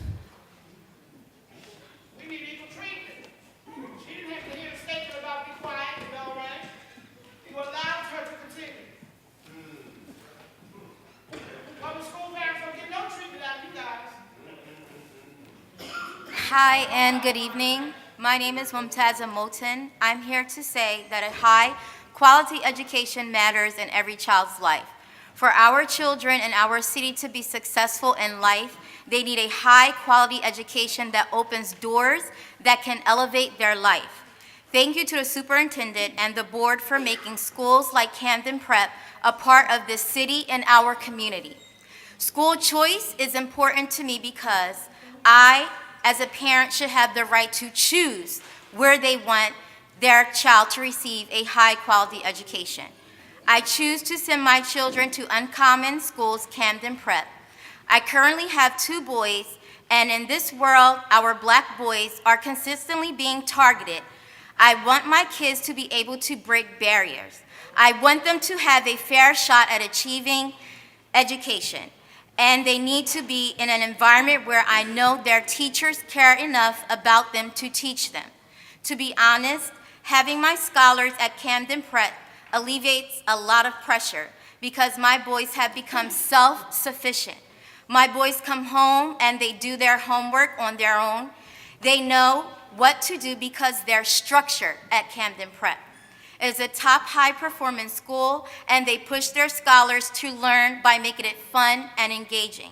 My son, Khalid, is in middle school, and I've seen Camden Prep take him to new heights. Math is his favorite subject, and his skills have improved drastically since attending Camden Prep. His teachers recognize that he's a sharp kid, and they always encourage him to go above his comfort zone because they believe in his abilities. Before Khalid entered kindergarten, I was a stay-at-home mom. I had a lot of time on my hands, so I was able to teach him the fundamentals at home. He entered kindergarten knowing how to count and was familiar with his alphabet. I didn't have the same opportunity to stay at home to teach my other son, Sabor, who is in kindergarten, because I became a working mom. He attended a local preschool, but they were more hands-on and facilitated learning through play. But by the time school opened, Sabor didn't know numbers or recognize letters. I was nervous about sending him to Camden Prep, but decided to enroll him anyway. I can honestly say I'm so impressed by how fast Sabor is learning. He's already reading, and it's only November. This was a child that couldn't even recognize his letters in early August. Now he's sounding out words and is eager to learn. He's also counting to 100 and can count by 2s and 10s. Camden Prep has an amazing academic program, and they know how to teach our children. Camden Prep has proven to me that all children can succeed.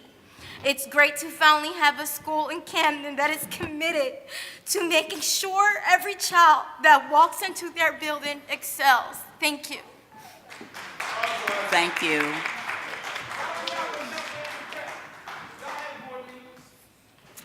Ms. Jackie Shen.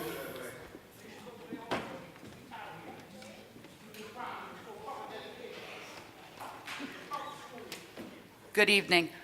Really quick, I'd like to piggyback on what the two ladies just said, and that's great for their special needs students, but what's being done to the special needs students at my school, Cream, for special area classes, we are having 3 from this special ed section, 3 from that special ed section, 3 from this special ed section, 5 from that special ed section, combined with a middle school section. So we have 4 different classifications: autism, mild cognitively impaired, emotionally disturbed, behaviorally disturbed, and general education, all in the same classroom. And that is also over the district's policy for class size. I wanted to say that first, but I want to continue with, Sumner School has closed. So why are there board trucks at Sumner School yesterday for HVAC work when my school, Cream, has rooms that are 50 degrees, rooms that are 90 degrees, rooms that are fine, 70 degrees? HVAC board trucks at a closed school, district board trucks, working on their heating problems, and my school was told we have no one to address our heating problems. Getting back to the special needs being combined with the general ed, which I understand with mainstreaming. However, the district's policy for class size is no more than 24 students in 6th grade to 12th. And then for physical education, which I teach, it says where appropriate it can go over. I teach in a cafeteria with hot ovens on, cafeteria workers moving around, tables standing up, trash cans, milk containers, refrigerators, freezers, and 29 students, middle school students. It's not appropriate. Our 1st grade is over the district class size. Our 2nd grade is over the district class size.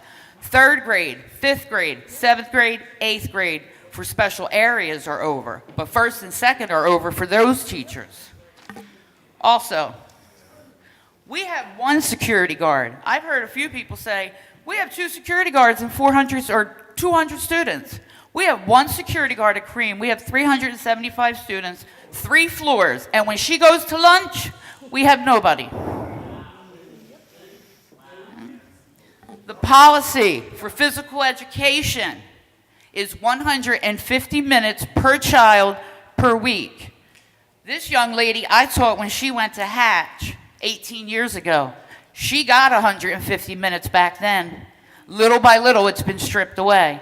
No student at my school receives the state law 150 minutes of physical education per week. I'm the only phys ed teacher. I teach every child. But it's more important that I do lunch duty because we don't have security. We don't have staff.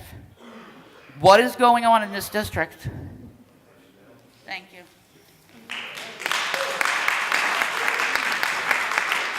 Thank you for coming forth and giving us the information.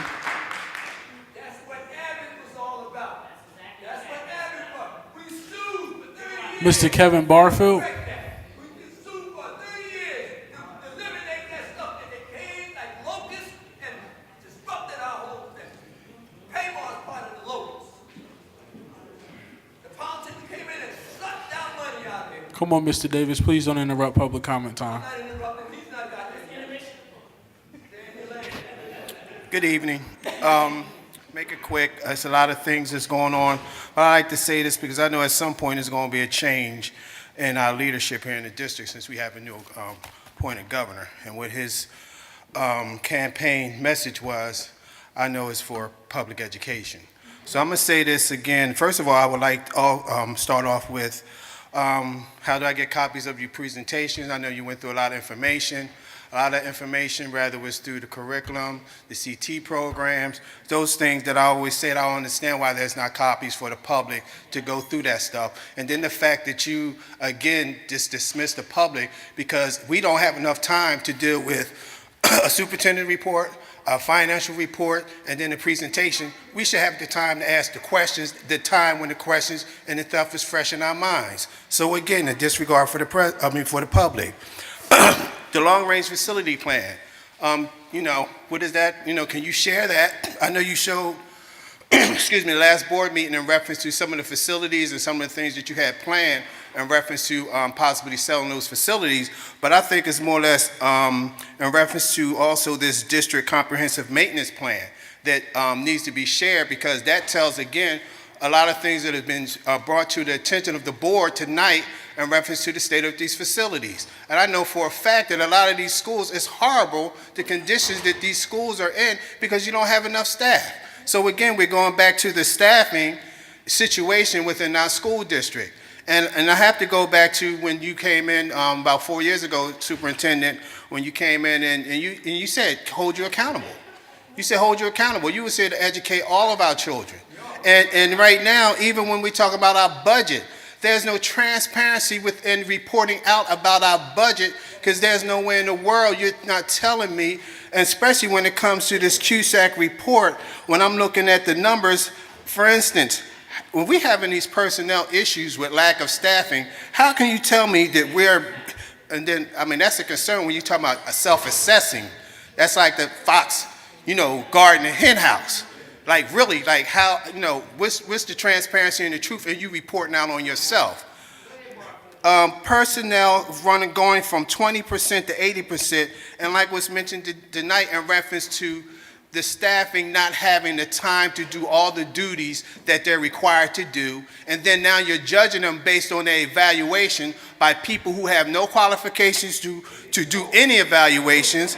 And the last board meeting, I asked you about a organizational structure chart, which I did come across and find in the audit.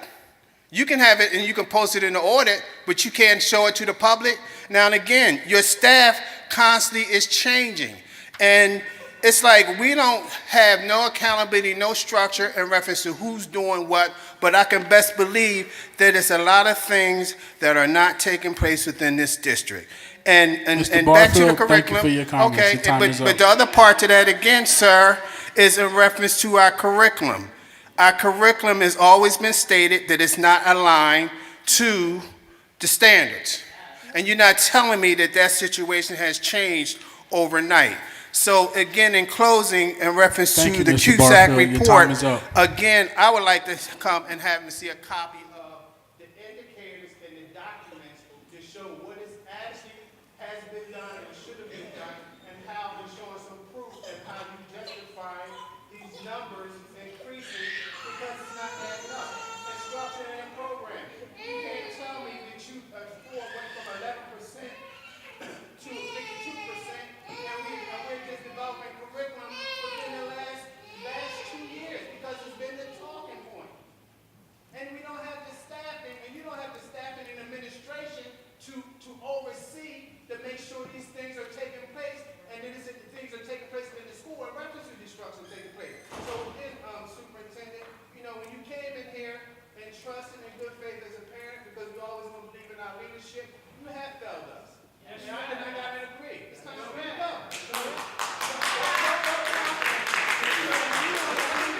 Mr. Barfield, please end your comment time. With our budgets in our schools, because parents aren't seeing these budgets, our grants, y'all supposed to present those in front of the public. Mr. Barfield, you had your 3 minutes. Please end your comment time.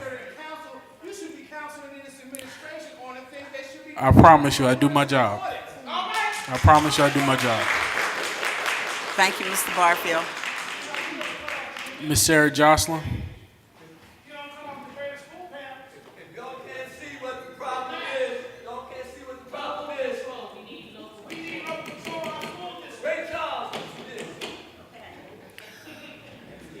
Sarah Jocelyn, 1234 Forge Road in Cherry Hill. I want to thank you for presenting the curriculum. I had a couple of questions on that. For example, will Camden City District be piloting the science tests that will be in 2018 at 5th, 8th, and 11th grade? I noticed that you have an approval on page 14 for the new technology curriculum for K-8. I did not see that presented. So that was not presented at this meeting. I don't believe it was presented at an earlier meeting. I think that's a very important curriculum to see.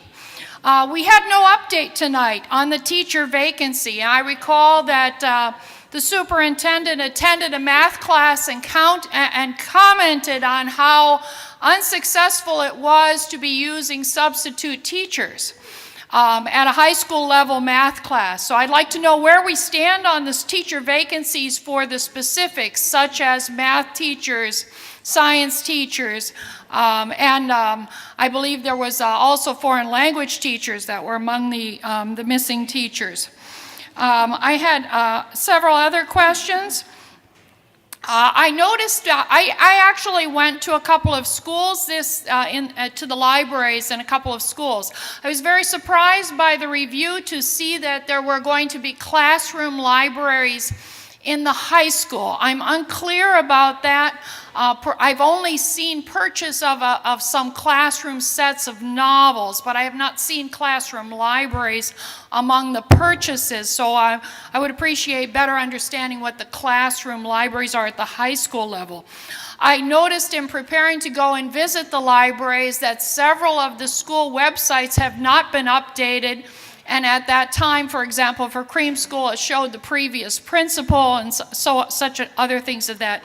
Is there a plan to make use of the technology of the websites that we have and bring them up to date so the public can access who the actual people are that are in charge and make those contacts using our technology? I appreciate the opportunity to hear about the CTE program. And to have the review of the additional students that are highly interested in this. This is very important because we want all of our students to be college and career ready as they graduate. I was very surprised to hear from our students that they could not access the applications to apply for colleges. That concerns me a lot because so many things are online now. One of the schools that I visited, an example that was given was a mock application to be prepared by the middle school students.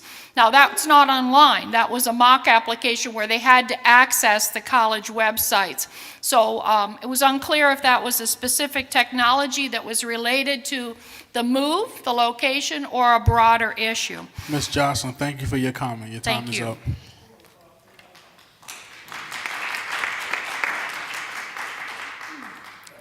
Mr. Brian Morton.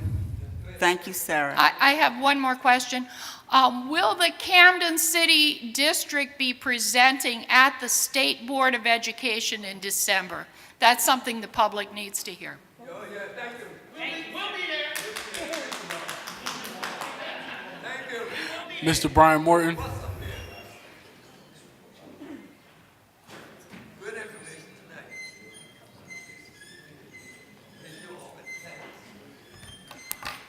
Brian Morton, 113 State Street. Tonight I wanted to talk about two issues. The first is community partnerships, and the second ties into the Mills situation that was brought up by Vida and a number of other people. The first thing about community partnerships, there's once a month opportunity for parents to sort of share their concerns about the issues that are happening in their schools or the academics that they don't feel happening or the information that they aren't receiving in their schools. And even at that point, they then have to shoot it to the superintendent in the hopes that it will filter back down to, in effect, real change in their schools and ultimately improve the outcomes for students. I'd like to recommend to the superintendent and to the board that, you seriously consider establishing a protocol where the schools have to have regular, and I'm not talking about back to school night, parent-teachers nights, because that's where the schools just throw information at the parents and then the parents are quickly shuffled out. It's not a situation where parents are able to actually voice their concerns, raise their questions about what's going on in their schools, but there should be actual, periodic, whether it's quarterly, whether it's, semi-annually, where the school leaders actually have to listen to the parents and actually have to give feedback. To Mr. Barfield's point, with all this, lack of information around the budgets, parents aren't actually informed as to how funds are being utilized in their schools, or how they should be utilizing. So they're not able to raise the question about, well, where is the special education programs? Where is this? Where is that? And so while I think it's great to come here and speak directly to you, sir, I think a lot of energy will be better utilized if parents had greater access to raise their voice within their schools, and if the schools actually had to accommodate parent voice. Because what a number of my parents have encountered throughout, recent, attempts to engage the principals is that, and that's at Renaissance, that's at charters, and that's at public schools, is that they're redirected. There's these buffer staff there from dean of students to climate and control officers to vice principals that they never actually get an opportunity to actually voice their concern and get a resolution at the immediate level. The second issue is around food security that I wanted to talk about. The school district piloted a program, am I saying it correctly, the Backpack of America, where schools are able to send home food to some of our most neediest students on the weekend to help ensure that they're able to have access to meals and healthy food over the weekend. It's been raised a number of times how important proper nutrition plays into academics or education success. I would like to petition or appeal to the district that they look into how that program can be broadened from the few schools that it's in to be able to go into more schools so that we can impact more students. But the information that I have is that the application has to be put in within a very compact time frame to be eligible for next year. So I think those two things combined Mr. could Moore. Your actually time is increase, up. students.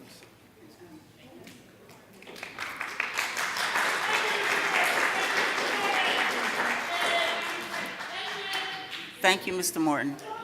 Roy Jones. Wait a minute. Oh, pardon me.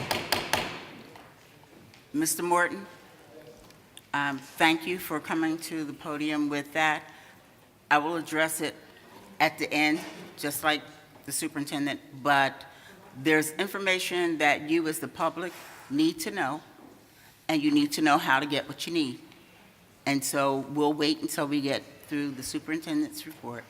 I will address it, and then.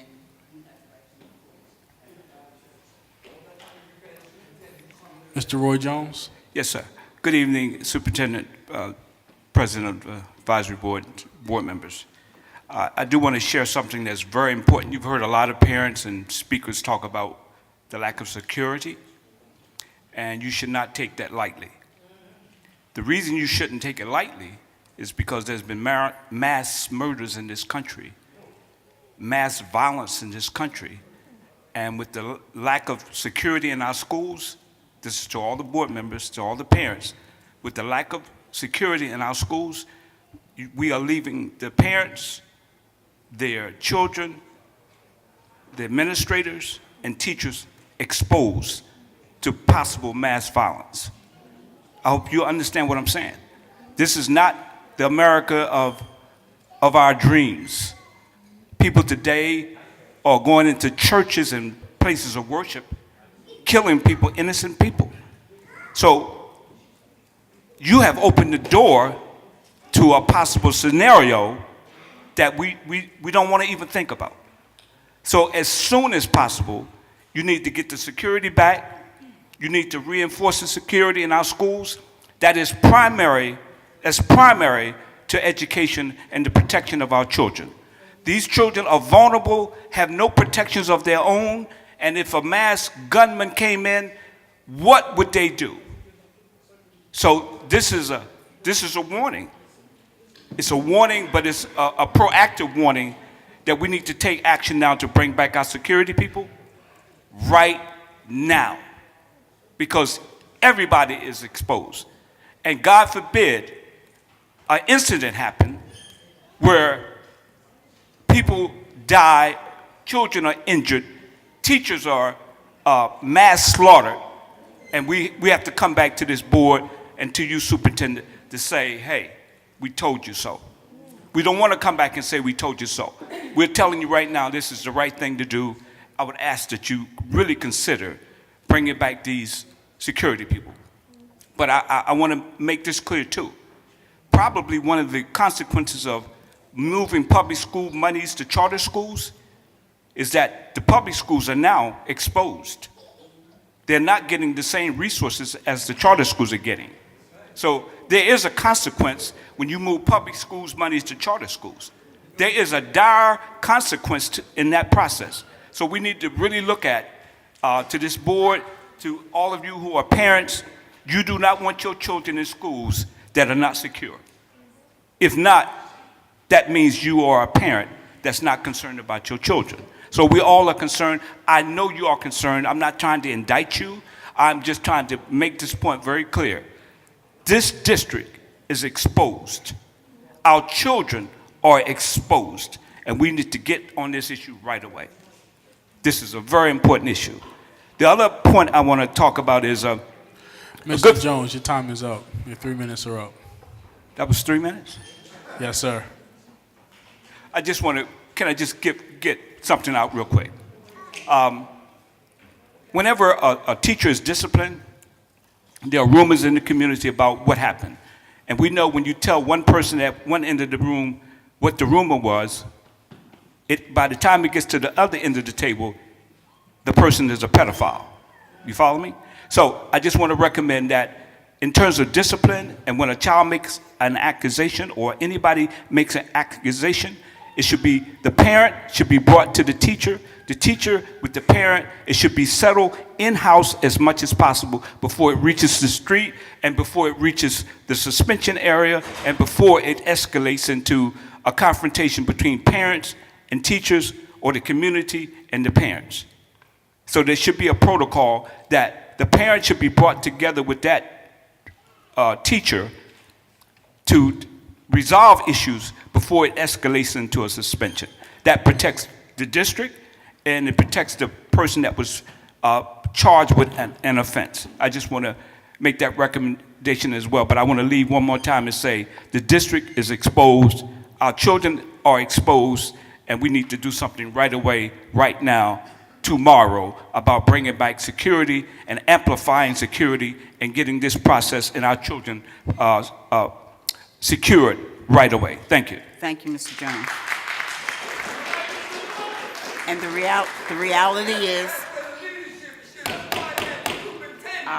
Mr. Davis, I can't speak and you speak, and if you be trying to get information out, I need you. Do I have to ask you to be removed? I'm not arguing with you, but this is a meeting and we have protocol. So I need you to contain yourself. Where's our officers? Officers, please have Mr. Davis removed. We can't have a meeting with you doing that. I can't work with you if you're going to function like that. He's community, but he cannot interrupt a meeting that we are trying to control, Vida. Y'all don't understand that. I'm trying to have respect for you and tell you what we can do to try to help you.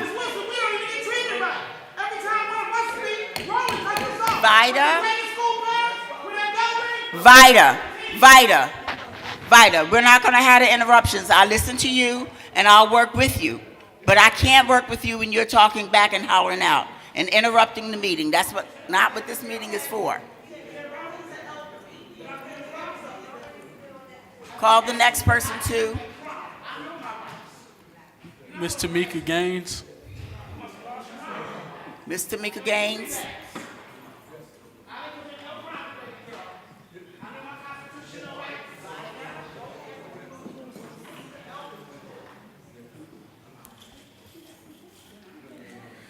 You interrupt this meeting.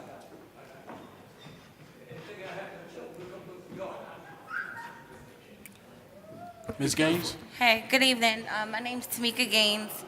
My daughter attends the creative arts. I just wanted to personally thank you, I forgot your name, and Ms. Perry for helping me out with my issue with my daughter. My daughter had an incident with one of the teachers, and I believe that the gentleman was speaking on it.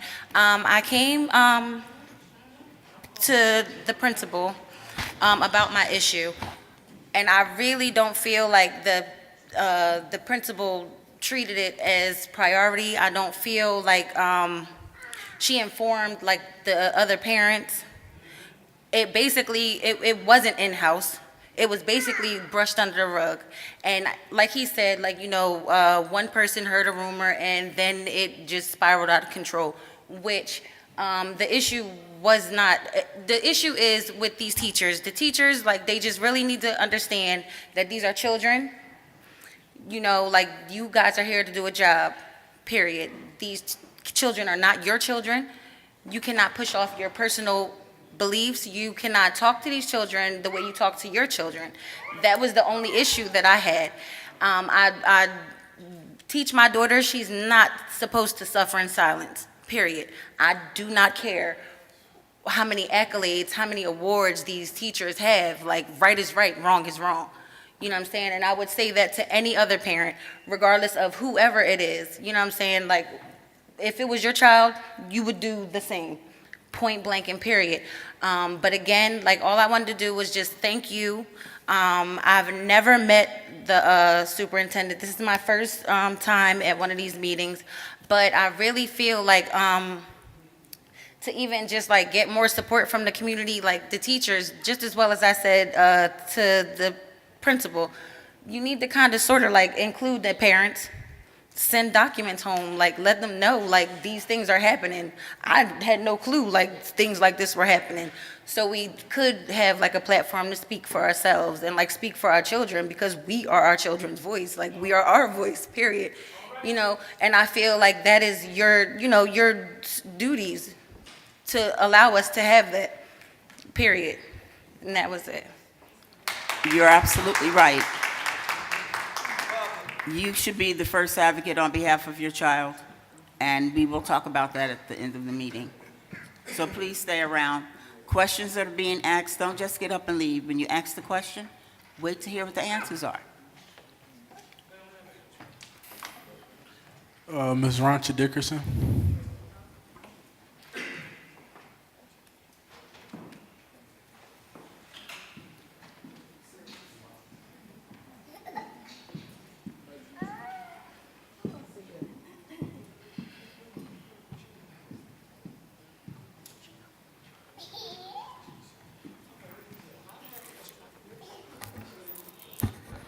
Good evening, everyone.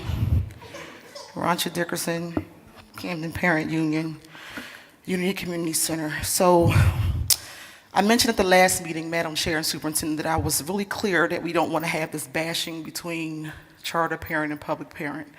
And we've seen this play out too often in many public settings. So I'm just asking again, even if they're setting up these and they stack in the audience with their people, I get it. Everyone's entitled to choice. However, we have to be very clear. This is a public school board meeting, and we need space for our public parents to voice their concerns. So I understand that charter parents is not disrespecting you. I'm a parent too. You have choice. But in this district, there's an illusion of school choice. There's an illusion of equity in this school district. And I want you all to know that our schools in Camden public schools have not been failed, are not failing. We've been failed. So I think that's very clear for us to say we have not received proper respect since Brown versus Board. And we want to recognize that right now. So we're not going to have a charter and public school parent bash. And to Mr. Morton's point, I don't want to meet as a group as a parent. I want my democracy to be met right here in these public settings. That's what I believe in. So I want to point out a couple things. I asked you about this last meeting. We need a secretary at Forest Hill School. We do. The school has increased in enrollment. We have a security officer answering the phone. She cannot do her job in that school if she's answering the phone. I want to lift up the CEA has been pushing this for a while, and no one has recognized the fact that we need a secretary inside that school, and it's unacceptable to our children. A baby school with a high intake of special needs children don't have someone to answer that phone all the time. It's not the ops manager's job. It's not the FOC's job. It is the secretary's job. We need someone there to man that office and be a clerk because we have a young school. That's number one. If you did not know, there is a lice epidemic in Camden. In all the public schools in Camden, I have surveyed and did my own investigation. Their parents are complaining their children are coming home with head lice. If you don't know, family, public, there is a head lice problem going on in public schools, and that is unacceptable, and the nurses are not prepared to deal with it. I've had numerous parents call me and say my child's coming home with multiple times of having head lice. Now I know for all of you, you may know what it is, but for a child, that is not working. So you need to investigate where it's happening at and figure out a solution to these problems. And the third thing I want to say is that in respect to all the parents here, I won't speak on the issue about the students and the teacher incident because it's very personal, but I do want to lift up the fact that when we deal with issues like this, and you have teachers who live inside the community, you create bigger issues if you don't deal with it accordingly. When a teacher is removed from a classroom, it can appear, no disrespect to any parent, that that teacher has done something very wrong. The teacher lives inside the city. We don't have a high rate of teachers who live in the city.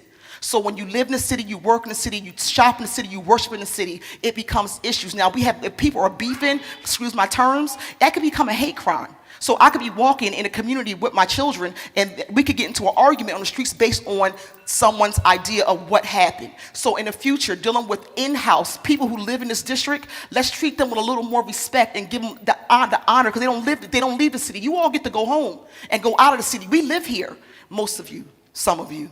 I'll respect the fact that some of you do live in the city. But some of you guys have to go out of here, and we have to live here. We hear the sirens, we hear the killings, we feel the strife, we feel the pain, we feel the pressure. And people who are in here doing the work the best they can, I got you, brother. People are here doing the best they can. We need to respect the fact that they have committed to stay in the city. And it's no disrespect to anyone's feelings or their ideology, but it's real. So consider the things I'm saying to you, and know that democracy is now. It's not about no side meetings, it's about talking to you directly to your face, and we do need local control. It's real. Thanks, Sharoncha.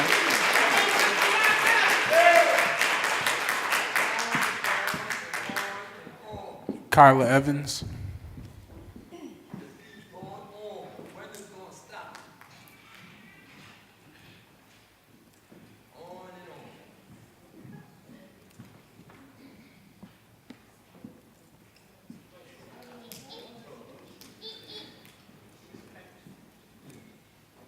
Hello.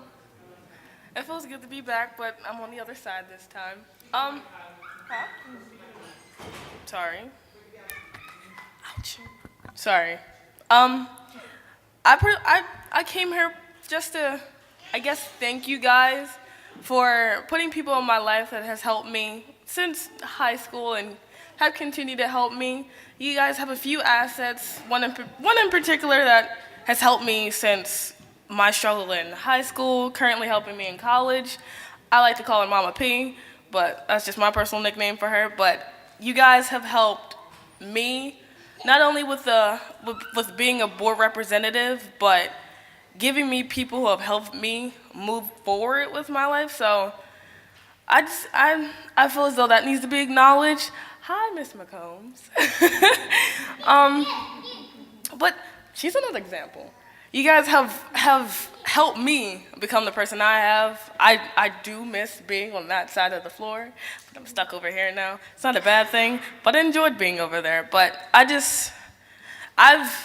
seen that a lot of things haven't necessarily changed since I've been up here, and I kind of hope things will be just a little different, but I'm seeing the same things. Students have the same complaints that I've had for 2 years, and nothing's changed. I'm hoping something will change. I'm going to try to come to these as often as possible to see what's going on. Like, I do miss being here, but that's pretty much it. Just to thank you for the people you put in my life who have helped me move forward with who I've become.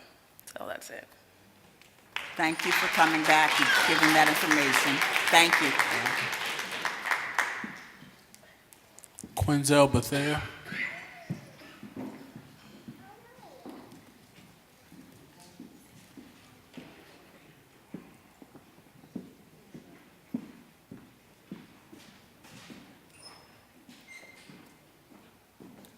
Good evening. So the first thing I wanted to address is Mr. Howes in the back.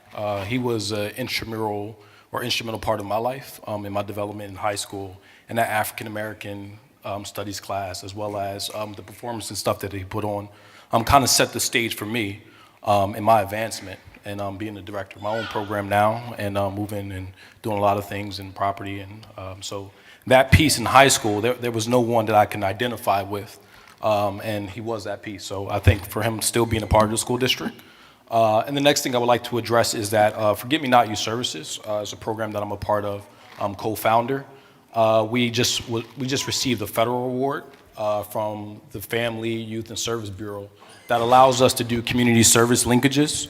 And basically what that is that we want to be able to provide any type of services, be it medical, dental, or behavioral health services, and housing, that we can come and we can offer those services to families in need. In addition to that, we are located in North Philadelphia now. We're extending and expanding services in Camden, but we do have housing, so emergency housing, so children that are experiencing displaced housing setting. It is at no cost to you guys. All that stuff is already paid for. And we do have about 10 available beds that we're able to transport youth back and forth and provide those additional services. So those community service linkages, behavioral, mental, medical, dental, case management services, and then reunification as well. So wanted to extend that and let you guys, be a part of that and the work that we're doing. Thank you. Thank you for your services. Karen Simmons.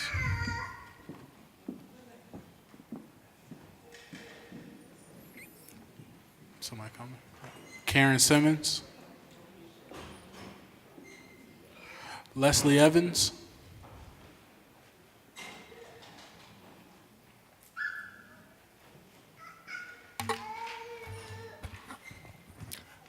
Good evening, board members and superintendent. Page 50 through 55 of the agenda report, Dudley is seeking the approval of close to $500,000 for their after-school enrichment program. I, the parent and DPAC member, am requesting the payment of those monies be deferred until they resolve the following: no transportation for my child for the after-school program that she's enrolled in there. My grandson is excluded from the after-school program because he's visually impaired and they're not ready to help him with his development problem. And a teacher implied that they will not help children complete their homework. And for these reasons, their money should be deferred. That's it. What school, what was it, Dudley? Darnell Hardwick.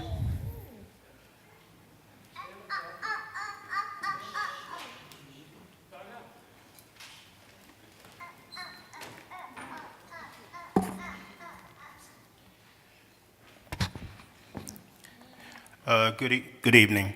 Darnell Hardwick. I'm the president of the Camden County NAACP.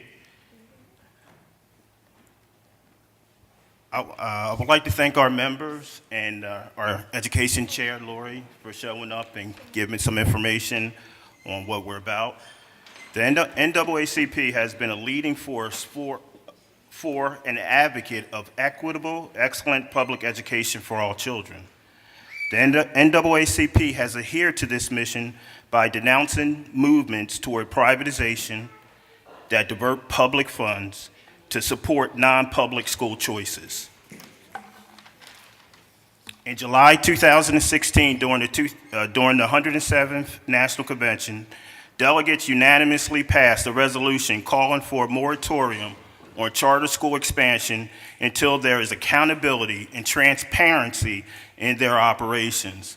As listening tonight, those are the issues that are on the table here in Camden. At the October 2016 National Board of Directors meeting, the board adopted the resolution, and the chair with the board approval created the 12-member charter school task force. After the November general election, based on the United States president, who is a Republican-elect's campaign, he promised to expand privatization of public education. The officers were concerned that the 1954 Brown versus Board of Education victory that promised a quality education for all was at risk. As a result, the NAAC Board of Education expanded the task force work to include protection of quality public education for all inner city children. Thus, the task force was renamed to be the Task Force on Quality Education. I want to give you a copy of that and a copy of the two resolutions. Camden City overwhelmingly vote for Democrats. and value progressive initiatives, but conservative Republican right-wing initiatives are sponsored in the city of Camden. Like privatization, union busting and the proliferation of charter schools are occurring here in Camden. On October 21st, 2014, Peter Denton, co-founder of the Excellent Education for Everyone, E3, during a statewide conference of the New Jersey School Choice and Education Reform Alliance, stated, quote, "We are actually on track to shut down the traditional Camden public school system. In 5 to 7 years, it literally might not exist anymore." Who are we? Who are we? Are we the Christie administration? Are we the Kansas City politicians? Are we the superintendent? Are we the Kansas City Board of Education Advisory Board? Because 3 years later, that's exactly what's happening here in Kansas City. Mr. Hardwick, thank you for your Can I have a comment. Your time is up. more? School choice is no choice in Camden. Look at the capital improvements and the road conditions near charter Renaissance schools compared to the traditional public schools.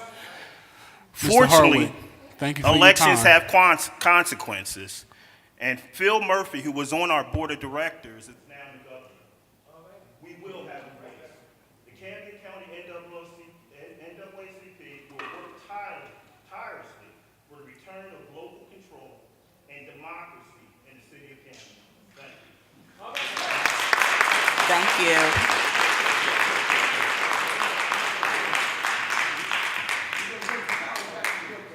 Amir Khan.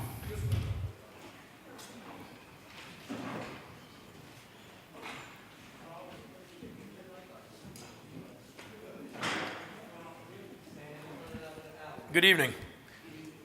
Yeah, I want to talk about the suspension rate. About a year ago, obviously, there was a move to follow more of a national program to kind of reduce and have alternatives, I should say, for suspension. And obviously, suspension rate dropped drastically. I think it was close to 55%.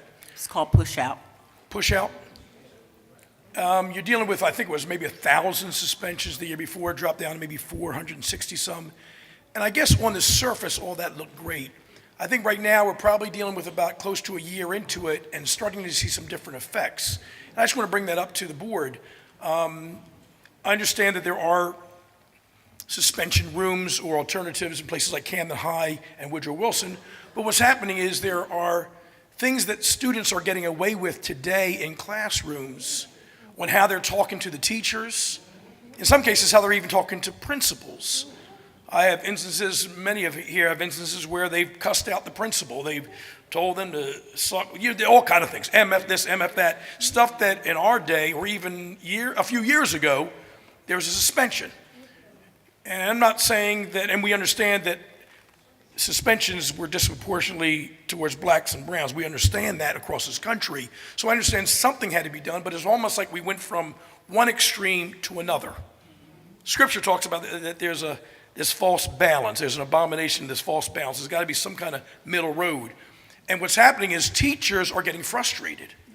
Teachers are getting frustrated because they feel that no matter what that student does, they can send them down the office, but for the most part, they're not getting suspended. They might have quiet rooms or they might have calm rooms, and those things might work in other cultures or other areas, but maybe not as effective here in the city of Camden. Right now, we have a lot of principals that feel threatened. They don't want to speak up. The staff has been cut, and they would like to say more things about how they can't suspend the students, but yet their mouths are shut, their hands are tied, obviously because of job security. There has to be some kind of middle road here. And it only took about 6 months or so for these students to get to the point where realizing, I can say whatever I want to that teacher. I can do whatever I want, and I don't get suspended. And then all of a sudden now, they start doing more and more, and it begins to spread like a cancer to the rest of the classroom. I talked to some students 2 weeks ago, and the students were saying they even despise coming to the class because they want to learn, but the other kids are making it so difficult. You have 2 or 3 or 4 students in a classroom that are making it more difficult for everybody else. I believe last year at Camden High alone, 50% of all the students were suspended at one time or another. A third of those students are dealing with special ed. I understand that something had to be done, but did we go too far to the other extreme when we went the route of calm room, keep them in, and what was the program called, Madam Chair?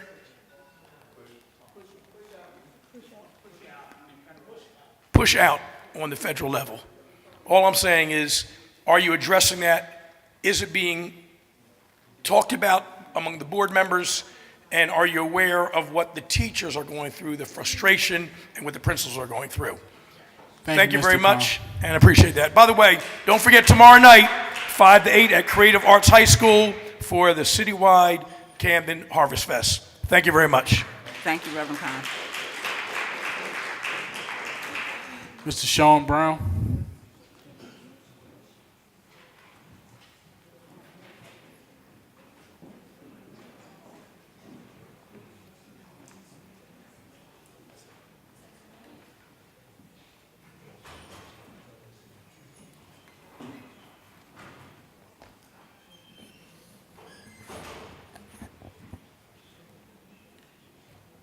Good evening.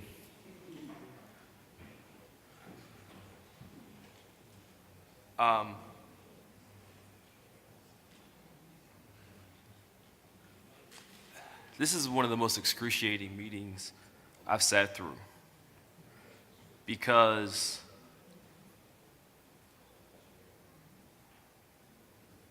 of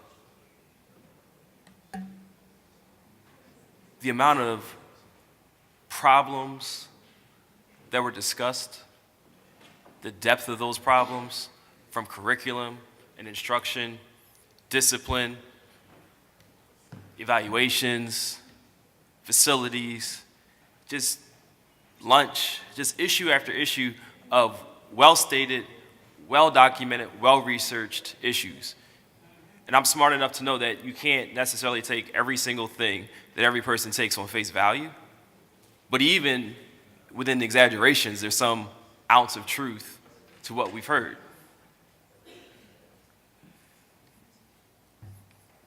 In New Jersey, education in a local point starts with the board, the school board. Now I'm looking at the table, there are a few board members that haven't been in these meetings for months. Payman in his presentation, in your presentation, Mr. Superintendent, talked about CUSAC and governance, and one of the issues is that some of the board members aren't going to the trainings that they're supposed to go to.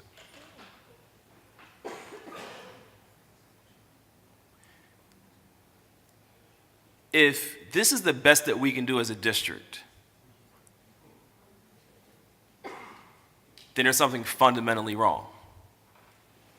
There's something fundamentally wrong with me, because I feel like I've been talking about gifted and talented program for the last few months, but there are actually some more core issues at heart here than a specific program for some of our students when we have fundamental issues for all of our students. So Payman, this is a leadership test for you in your office of the 7th floor of how many, I think it comes down to how many problems are just things that happen when you have a district of this size, when you have issues with poverty, when you have issues with teacher recruitment, and how many of these issues are because of the leadership that exists in the district, in the board that we have, and the way parents advocate.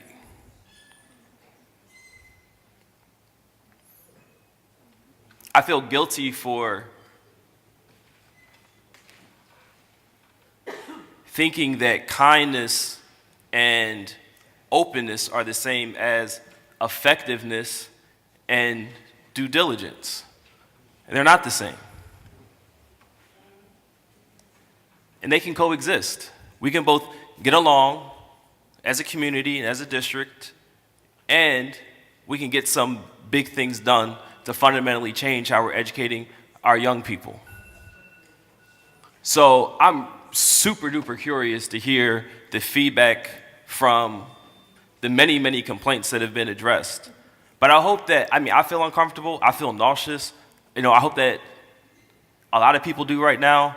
And I hope that this discomfort that we have leads to not us pushing ourselves apart to avoid the inconvenient truths, but helps us to come together in a way to figure out what's the power structure need to look like for us to be able to get some amazing things done.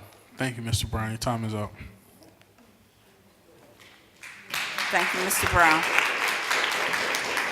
That concludes public comment for tonight.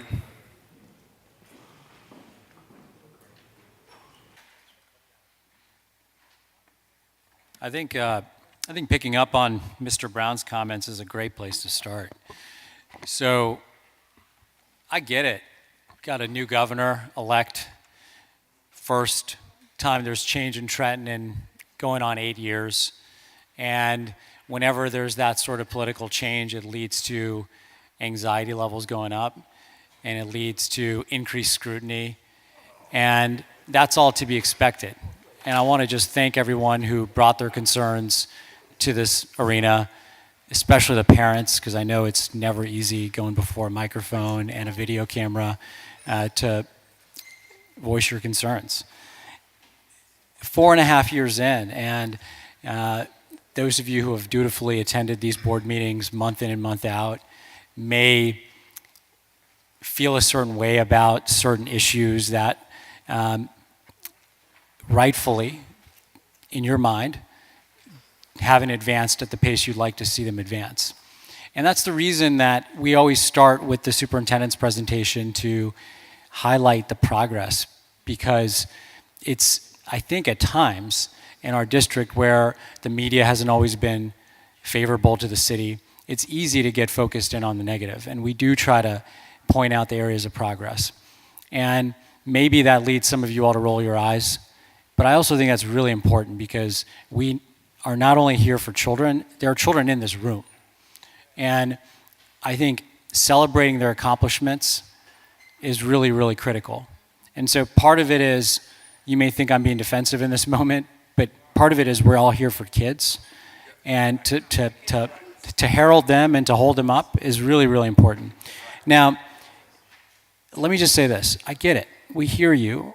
We get you're frustrated. And I acknowledge that every single meeting. And we've always taken a solutions-oriented approach to it. And so Ms. Jocelyn pointed out that during the last board meeting, students from BPLA, I went in, they talked about a vacancy in their class, and I went and visited, and we've since closed that vacancy. So I want to start by acknowledging kind of the three big issues that were raised. One is staffing / budget. And that anecdote to me represents the approach this board has taken, this approach the administration has taken, because while you're frustrated right now, I think it's also important to look at the facts. We have 9 vacancies in the district right now. That's 1% of our overall staffing. And there may be subs inside of classrooms, but there are only 9 vacancies. And so that is a verifiable fact. And so, like I've told you all before, subs inside of classrooms, look, if you all want to shout over me, I'll pass it over to our board members and we can move on. But I do think it's important to call out a few things. Subs inside of classrooms are driven predominantly by teacher call-outs. And long-term leave. So if a teacher is out on maternity leave or some sort of medical leave. So that's what's driving subs inside of classrooms. But we are down to 1% vacancy rate, which is the lowest it's literally ever been in the last 4.5 years, and that goes further back in time. Dr. Benson. Hold on for a minute. Dr. Benson, the rules are clear. We are not permitting signs to be raised in the meetings, especially while speakers are speaking. Please. Even when they lie. We hear this every month. We know those substitute teachers aren't teaching our children nothing. And they're not due to call outs. So I'm going to just continue reading off some important facts for the conversation here. Give the superintendent the opportunity to give the responses. It may not be what you like, but let's at least hear what he has to say, and then we can move forward. The student to teacher ratio district-wide is 10-to-1. That does not mean every single classroom is 10-to-1. So some are going to be higher than others, and we have addressed each of those on a case-by-case basis. And so I appreciate, Ms. Shin, you showing up. I know you've been raising your concerns. I would love to come and visit Cream and walk the school with you. And I can tell you that the concerns that you raised with regard to the different students with different IEP needs, that is a separate issue from staffing. That is actually us moving into LRE, so the least restrictive setting, putting students in a space with their general ed peers. So that is actually an intentional effort, and that isn't related to staffing. But I do appreciate you raising your concerns about CREAM. So in certain schools, in certain classrooms, the numbers are higher. In other classrooms, the numbers are lower. The district-wide average is 10 to 1. And so there were also comments made about the dollars in the budget associated with charter and Renaissance schools. And I've always mentioned this around March, and we're a little bit ahead of this now. The dollars, as you all know, follow the students. And so we now have roughly 6,400 students. The overall budget for what we spend is less relevant than the dollars we spend for every student. And so each of the last 5 years, the money we are spending on our students has actually gone up. So the dollars per pupil has actually slowly gone up because we withhold part of the charter and Renaissance school payment to provide some critical citywide services like transportation, which we partner with the county on. So the dollars have gone up. And so I just want to call those two very important facts out. There were two other issues that came up by a number of different individuals. So one, Aramark Food. What I appreciate about Aramark is that they're consistently responsive. And so we're going to follow up with their team to discuss what efforts are underway to continue to be responsive to our students and families. And I greatly appreciate how they're always present, whether at football, basketball, other extracurricular events. They're listening to our community. And so we're going to follow up with them to have further discussions about the specific issues that were raised. Third big issue that came up by a number of different individuals is the Camden High School bathroom situation. And so, Ms. McCombs, you should feel free to jump in here as well, but I believe you and your team, someone will go visit to get a better sense of how that's working in the school. Yeah, that's correct. So I will go over personally to take a look at exactly what's happening. For myself, that doesn't mean that it is not being monitored now, but I want to have my own eyes on it to see how it is working. And then I'll bring back a recommendation to the superintendent as to whether or not we move forward with that plan or we work collaboratively with the school leader and the school leader's team in order to make sure that safety is not compromised, but that we find a solution that will work best. So I will report back immediately to the superintendent on that recommendation. So I want to just respond to some specific issues that were raised. Ms. Trent, with the toy gun situation, we take that very, very seriously. So we're going to look into that and ensure that there are proper systems and protocols in place, and next time something like that happens, there's proper notification. But we're going to investigate that and appreciate you bringing it to our attention. And we apologize that proper notification didn't happen sooner there. So there were specific concerns raised about Kramer School, BPLA, and Yorkship, some of which were related to staffing, and I'm thinking about Ms. Perez, Ms. Ingalls, and Mr. Perez. And so we're going to follow up. We're going to follow up with each of those individuals, and maybe we could even set up a family meeting at, say, Yorkship to talk about the ceiling and the floors and some of the school busing concerns that were raised, because it seemed like that was a list that is worth a longer conversation, so we appreciate you bringing that to our attention. Ms. Shin, so I already commented on kind of general staffing. I also just wanted to add, you mentioned the Sumner School and the HVAC, some sort of vehicle out in front of it. Just know that was to address freezing of the pipes. So when a school is vacant, when a building is vacant, the pipes can freeze and it could lead to a flood. We actually had something similar like that happen at Cream School a few years ago, you may remember. So that was the reason that you saw that van in front of it. It was just to address freezing, which is a typical thing you do when a building is vacant. Mr. Barfield, would love to talk in great depth on CUSAC. I mean, I know you raised a few concerns there. What I want to say is, you talked about the self-assessment and why we are presenting that. I actually think that's important. So, on the one hand, the county assessment is the assessment. But I think if we're not being honest with you all about how we're assessing ourselves, then we're not doing our job. And so I still think the self-assessment is very, very critical in the overall process. You mentioned, you had a few questions about the organizational chart. The org directory is now finalized. We'll talk to our team to make sure that it's online. And so that was something that you raised during the last board meeting, and we responded to it. Ms. Jocelyn, so you asked for the vacancy count. I led with that, so we're down to 9. Happy to share with anyone who would like to see vacancy by school what that information looks like. We're not hiding anything. The numbers are the numbers. The State Board of Ed meeting is in February. I don't know off the top of my head what day in February it is, but I'm sure it's on their public calendar, and so would love to see you all there. Ms. Evans, you cited the concerns at Dudley School. Our team's going to be reaching out to you if they haven't already to see if we can provide you the transportation that those students and your children need. Mr.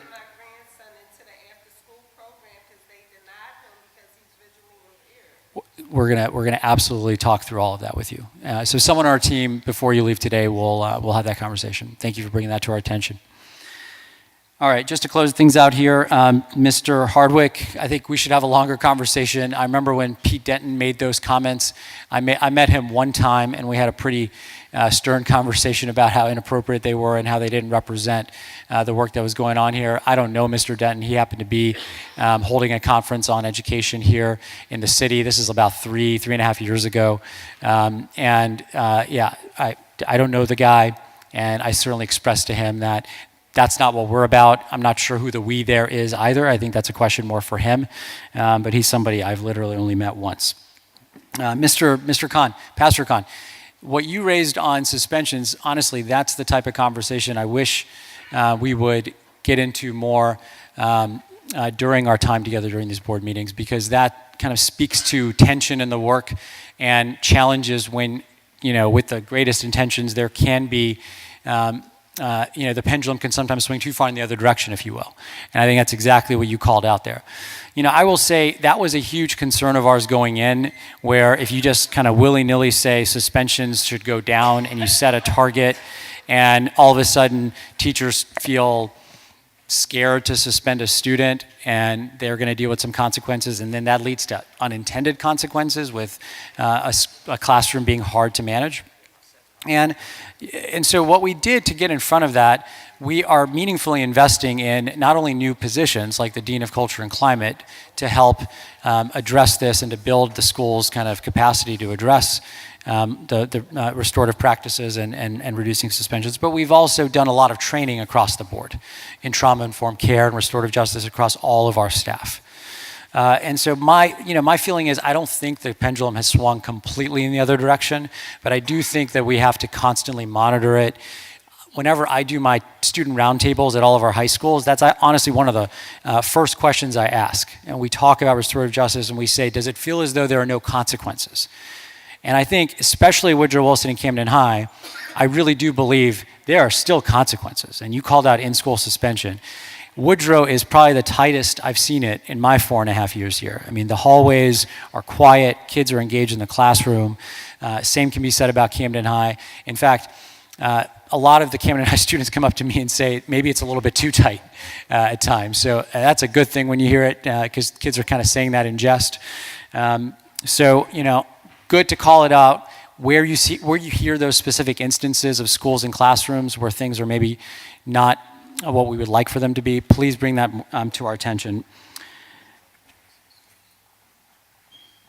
Yeah, look, last thing I'll say, because I don't want to end on kind of a very specific note, I feel like this meeting was, we covered some bigger issues than we typically do.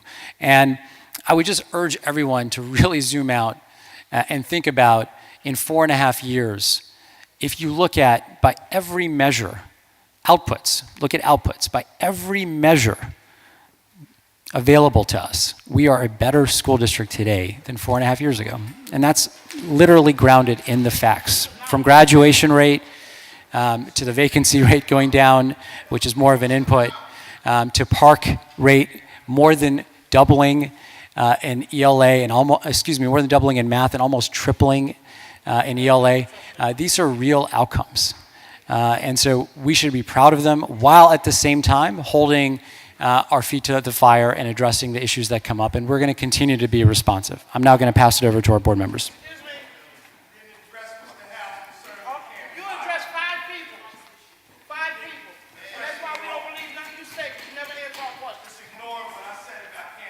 That's right. You ignored Ms. Brown with what I said about the issues in You Camden. ready? I'm not going to address personnel issues. Okay. Yeah. All right. At this point, At the end, yeah. At this point, I need to ask any board members if they have any questions for the superintendent. Minister Wasim? Yes, sir. Thank you, Madam President, Madam Vice President. I'm glad you came directly to, because I want to address something that our superintendent just stated about Please don't leave. about the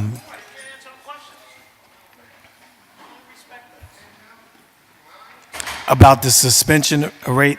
I think to address Pastor Khan's concerns, from my vantage point and working with the mall program, which is county-wide, I think sometimes that we got caught in the national statistics based on the suspension rate, particularly when it comes to African, Black, and Brown students.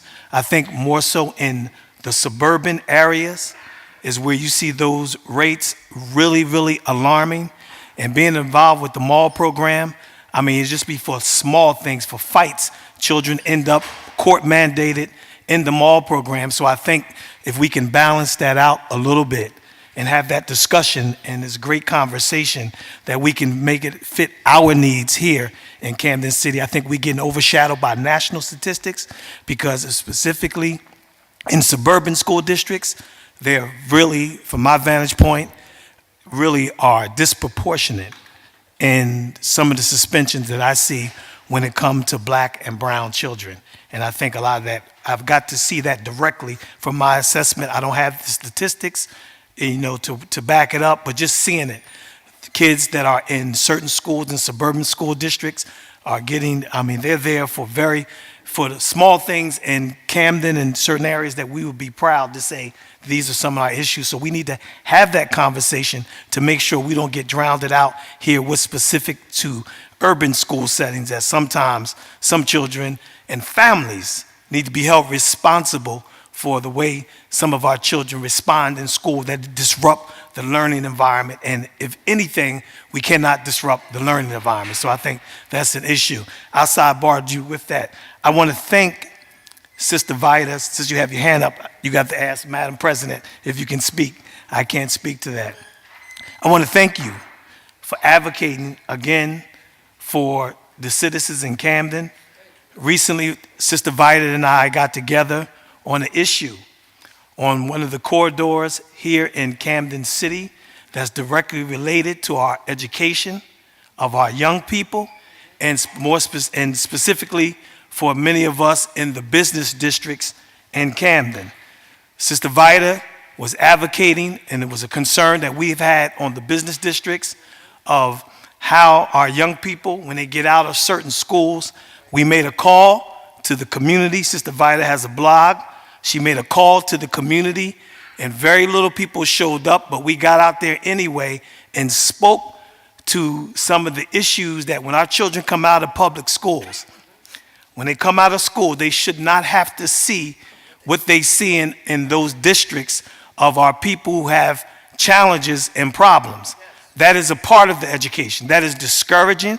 I think we as a community should do more. So I want to thank you for advocating on that behalf. And when we put the call out, we would like for many, because this systemic problem that we see in our community, it's not just in education, it's in the social fabric of our city that we allow to go on, that we only seem to have an issue when it's our self-interest personally with groups that take interest in political things when it comes to education, and they get involved and they push people financially. But when it comes to the community, I like what Sister Dickinson said about how many of us live here in the community. We are very concerned about what goes on in our community because we live here. All right. And then my last thing, I want to say that I just wanted to let the community know that Brother Mangalisa is an upstanding gentleman in this community, have been for many years. I'm glad that we had that situation, but we want to be considerate of time, because if we do have structure, you have to remember, many of us up here, the board, And when we come here and we get beat up, I can advocate for that. We're here volunteering our time, and we do a lot on our time. Now, our children's education is important to all of us in our community. Just let's be considerate of that, because some of us have financial interests on both sides. So let's be clear about that. When they say time, we have a time constraint. I think Madam President should not have to, stop and take more time by bringing it in order, because order seems like it's an issue in Camden. We've had no order running back and forth, so I would just appreciate that. But we'll be here all night if we have to, because this is our community, but we have to have order or there's chaos. Thank you very much. Madam Chair, I would like to say to Minister Wasim, on that joint effort we have on the corridor of Mount Ephraim Avenue, we showed that the community we can agree to disagree, but come together for a common goal. And that would be the safe corridors of our children going back and forth to school. They shouldn't have to see the drugs in the community from mothers and fathers who have children in the schools. So that would be a problem that we have in our community, and together we need to address that. It has to stop. And I also want to say, I've been bringing issues to Minister Wasim to show that we can work together and do programs. Now, one of the things I want to say real fast about what they were saying about the children, the discipline, me and Ms. Ragsdale has adopted a class in Wigan School. It's Minister Khan's wife's class, because the children were cursing at her and saying all sorts of things that children shouldn't say, and they're not being disciplined. So we went into that classroom, and we talked to the children about programs. And I talked to them about the King's language. They didn't know what the King's language was. Curse words were forbidden. It was reserved for kings. We talked to them about bringing what they learned at home into school. And I'm gonna say, by the time we left that day, you know what them kids needed? Love. The one child that disrupted the class, you know what the problem is? She needs the gifted and talented program. We asked the children, they had a class project on a periodical table as far as elements with science. Some of the children took oxygen, chlorine, easy stuff. You know what I asked her what she chose? She said beryllium. Uh-oh, now you got Miss Vita. I don't know if is that a solid? Is that a liquid? Is that a gas? I had to sit there and Google it. The problem is she's not challenged. Miss Khan can't teach her nothing. She can teach Miss Khan, that's how smart she is. But if we had our gifted and talented program, we wouldn't have her as a distraction in a district. Wait, look, let me say this. Vida, I can say that at the workshop 2017 for the school board, our deputy superintendent came down, and she went to classes that dealt with gifted and talented. We were in the classes together. And so she does now have information that she didn't have at her fingertips before that can help her to put those programs in place. Okay, thank you. Now I've got,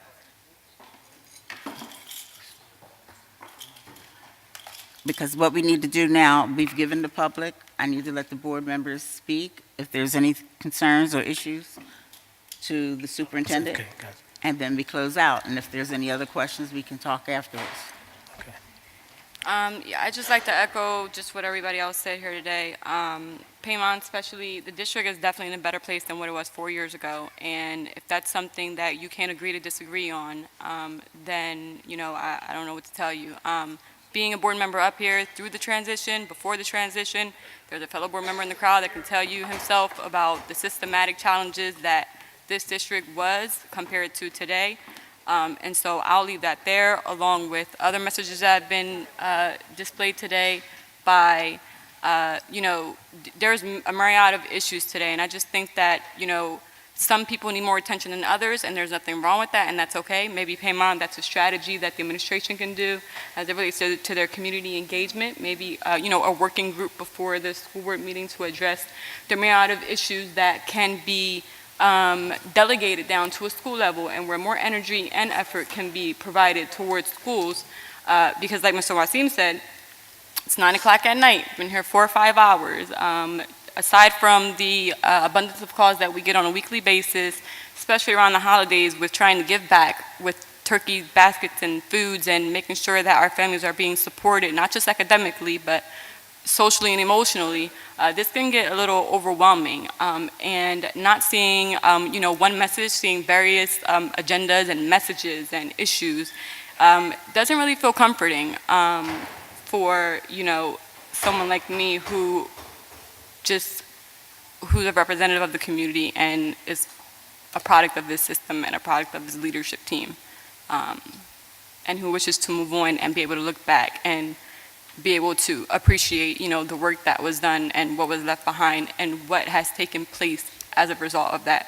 So I just think that some people, need to do their homework before coming. I know that these reports are posted online. Paymon are the teacher vacancy reports posted online. I know that the CUSAC report was also informed and presented various times with numerous amounts of data, and that was also posted online. So I just think that, again, we should sit down and, just think before we come and be proactive and strategic about, our advocacy. And happy Thanksgiving to everyone, and thank you all for coming and advocating, and hoping for a new year, new attitudes, and a little bit of new character. Miss.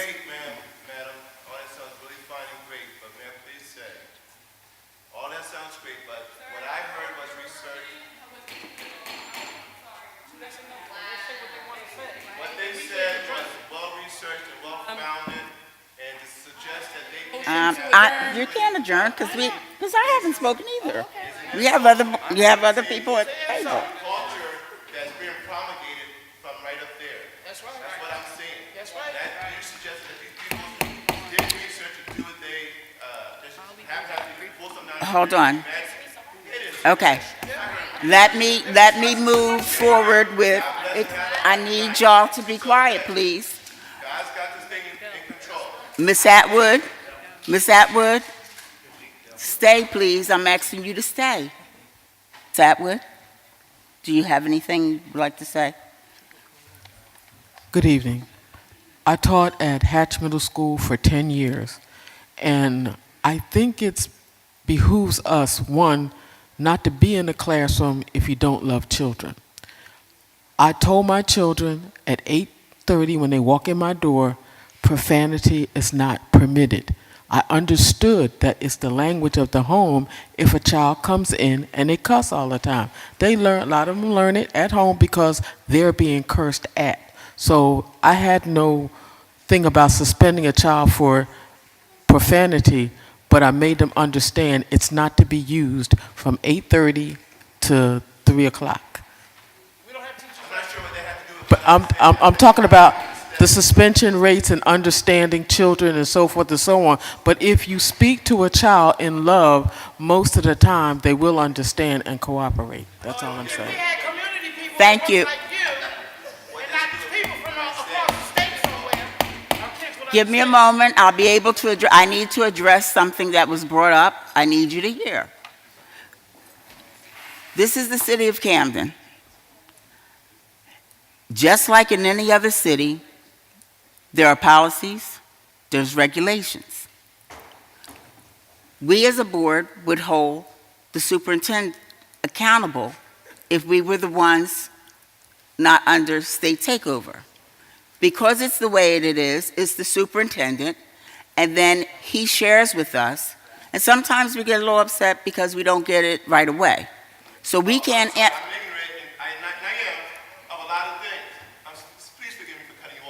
Well, nah. I'm trying to talk to the public. You had your turn. So I need the opportunity for you to understand. When you're dealing with policies and regulations, that's what's coming in from the state and the federal level. In order for you to understand what some of the things you're talking about, you need to know where to go to get that information. On December the 6th, there will be a meeting for parent leadership training. You may think, why do I need that? For more reasons than one. Because there's funding that comes into the school district, it goes into the accounts, and there should be a parent, 2 parents at every school to be a part of the leadership team that's at your school. Because you need to know what the money is there for, what you've got, and how you can spend it. You spend it to help what your children need in that individual school. You're not going to learn if you don't know what the policies and regulations are. It's the law. And that's the only thing that we have to stand on, is the law. So if you don't know what it is that you can do to help your children and all the children in this community, because when you hear someone like a Mr. Barfield stand up and talk, he's talking because he's been a part of that training and then became leadership, and we know how to move forward with that. The whole thing in this city got disrupted when the district parent center was removed and the solution center put in place. There are positions that were in place that have been removed. Now, those positions were here to help the parents, to help their children in every school in this district. And if you don't come together in your schools and work, get the information and come to those monthly meetings, that's where the decisions are made to move forward. That's how you come to the superintendent and say, Mr. Rahanifer, this is what we need to do.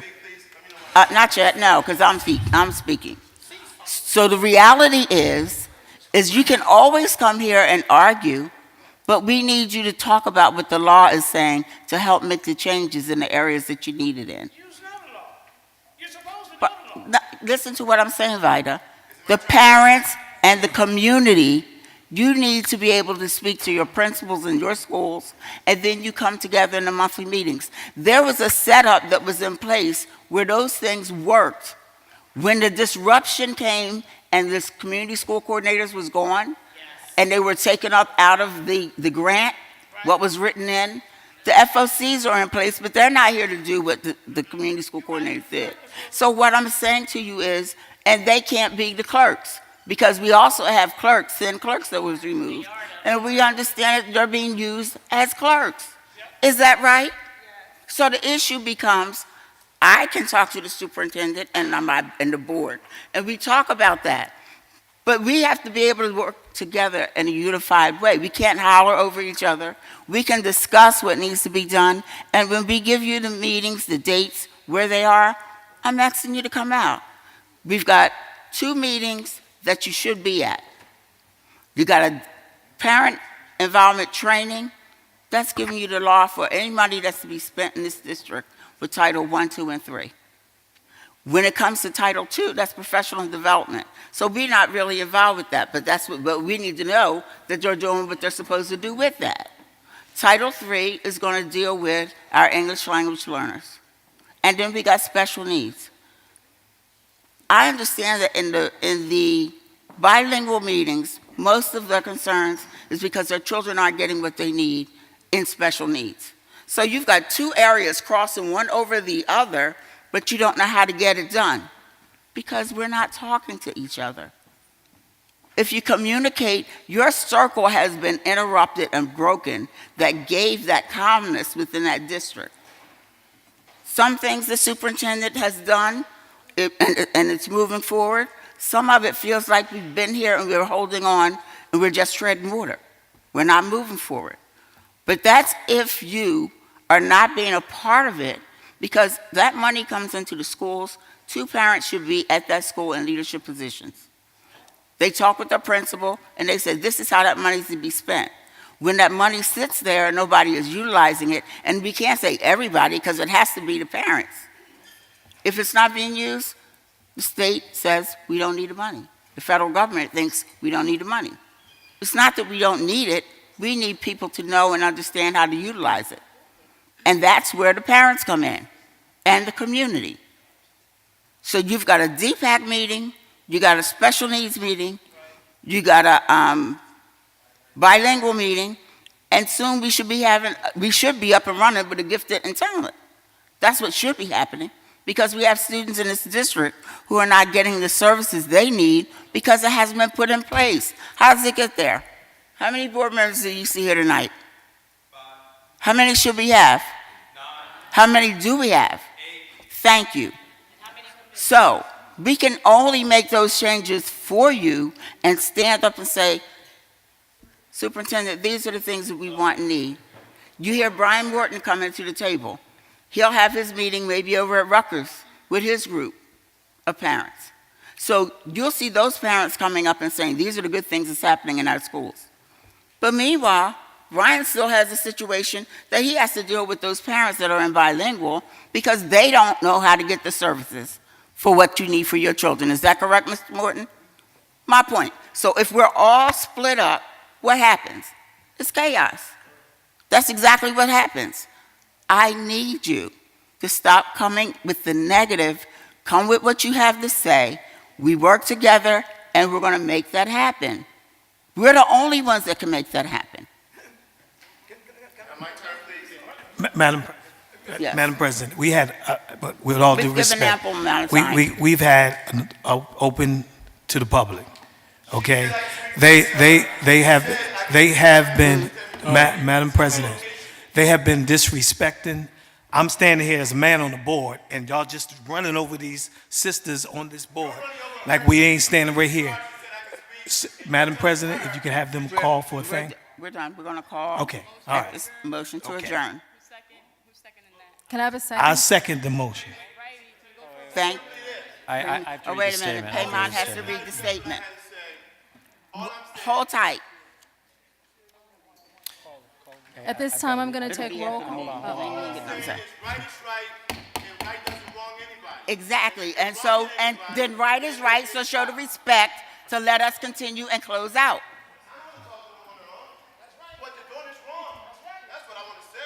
What am I trying to tell you?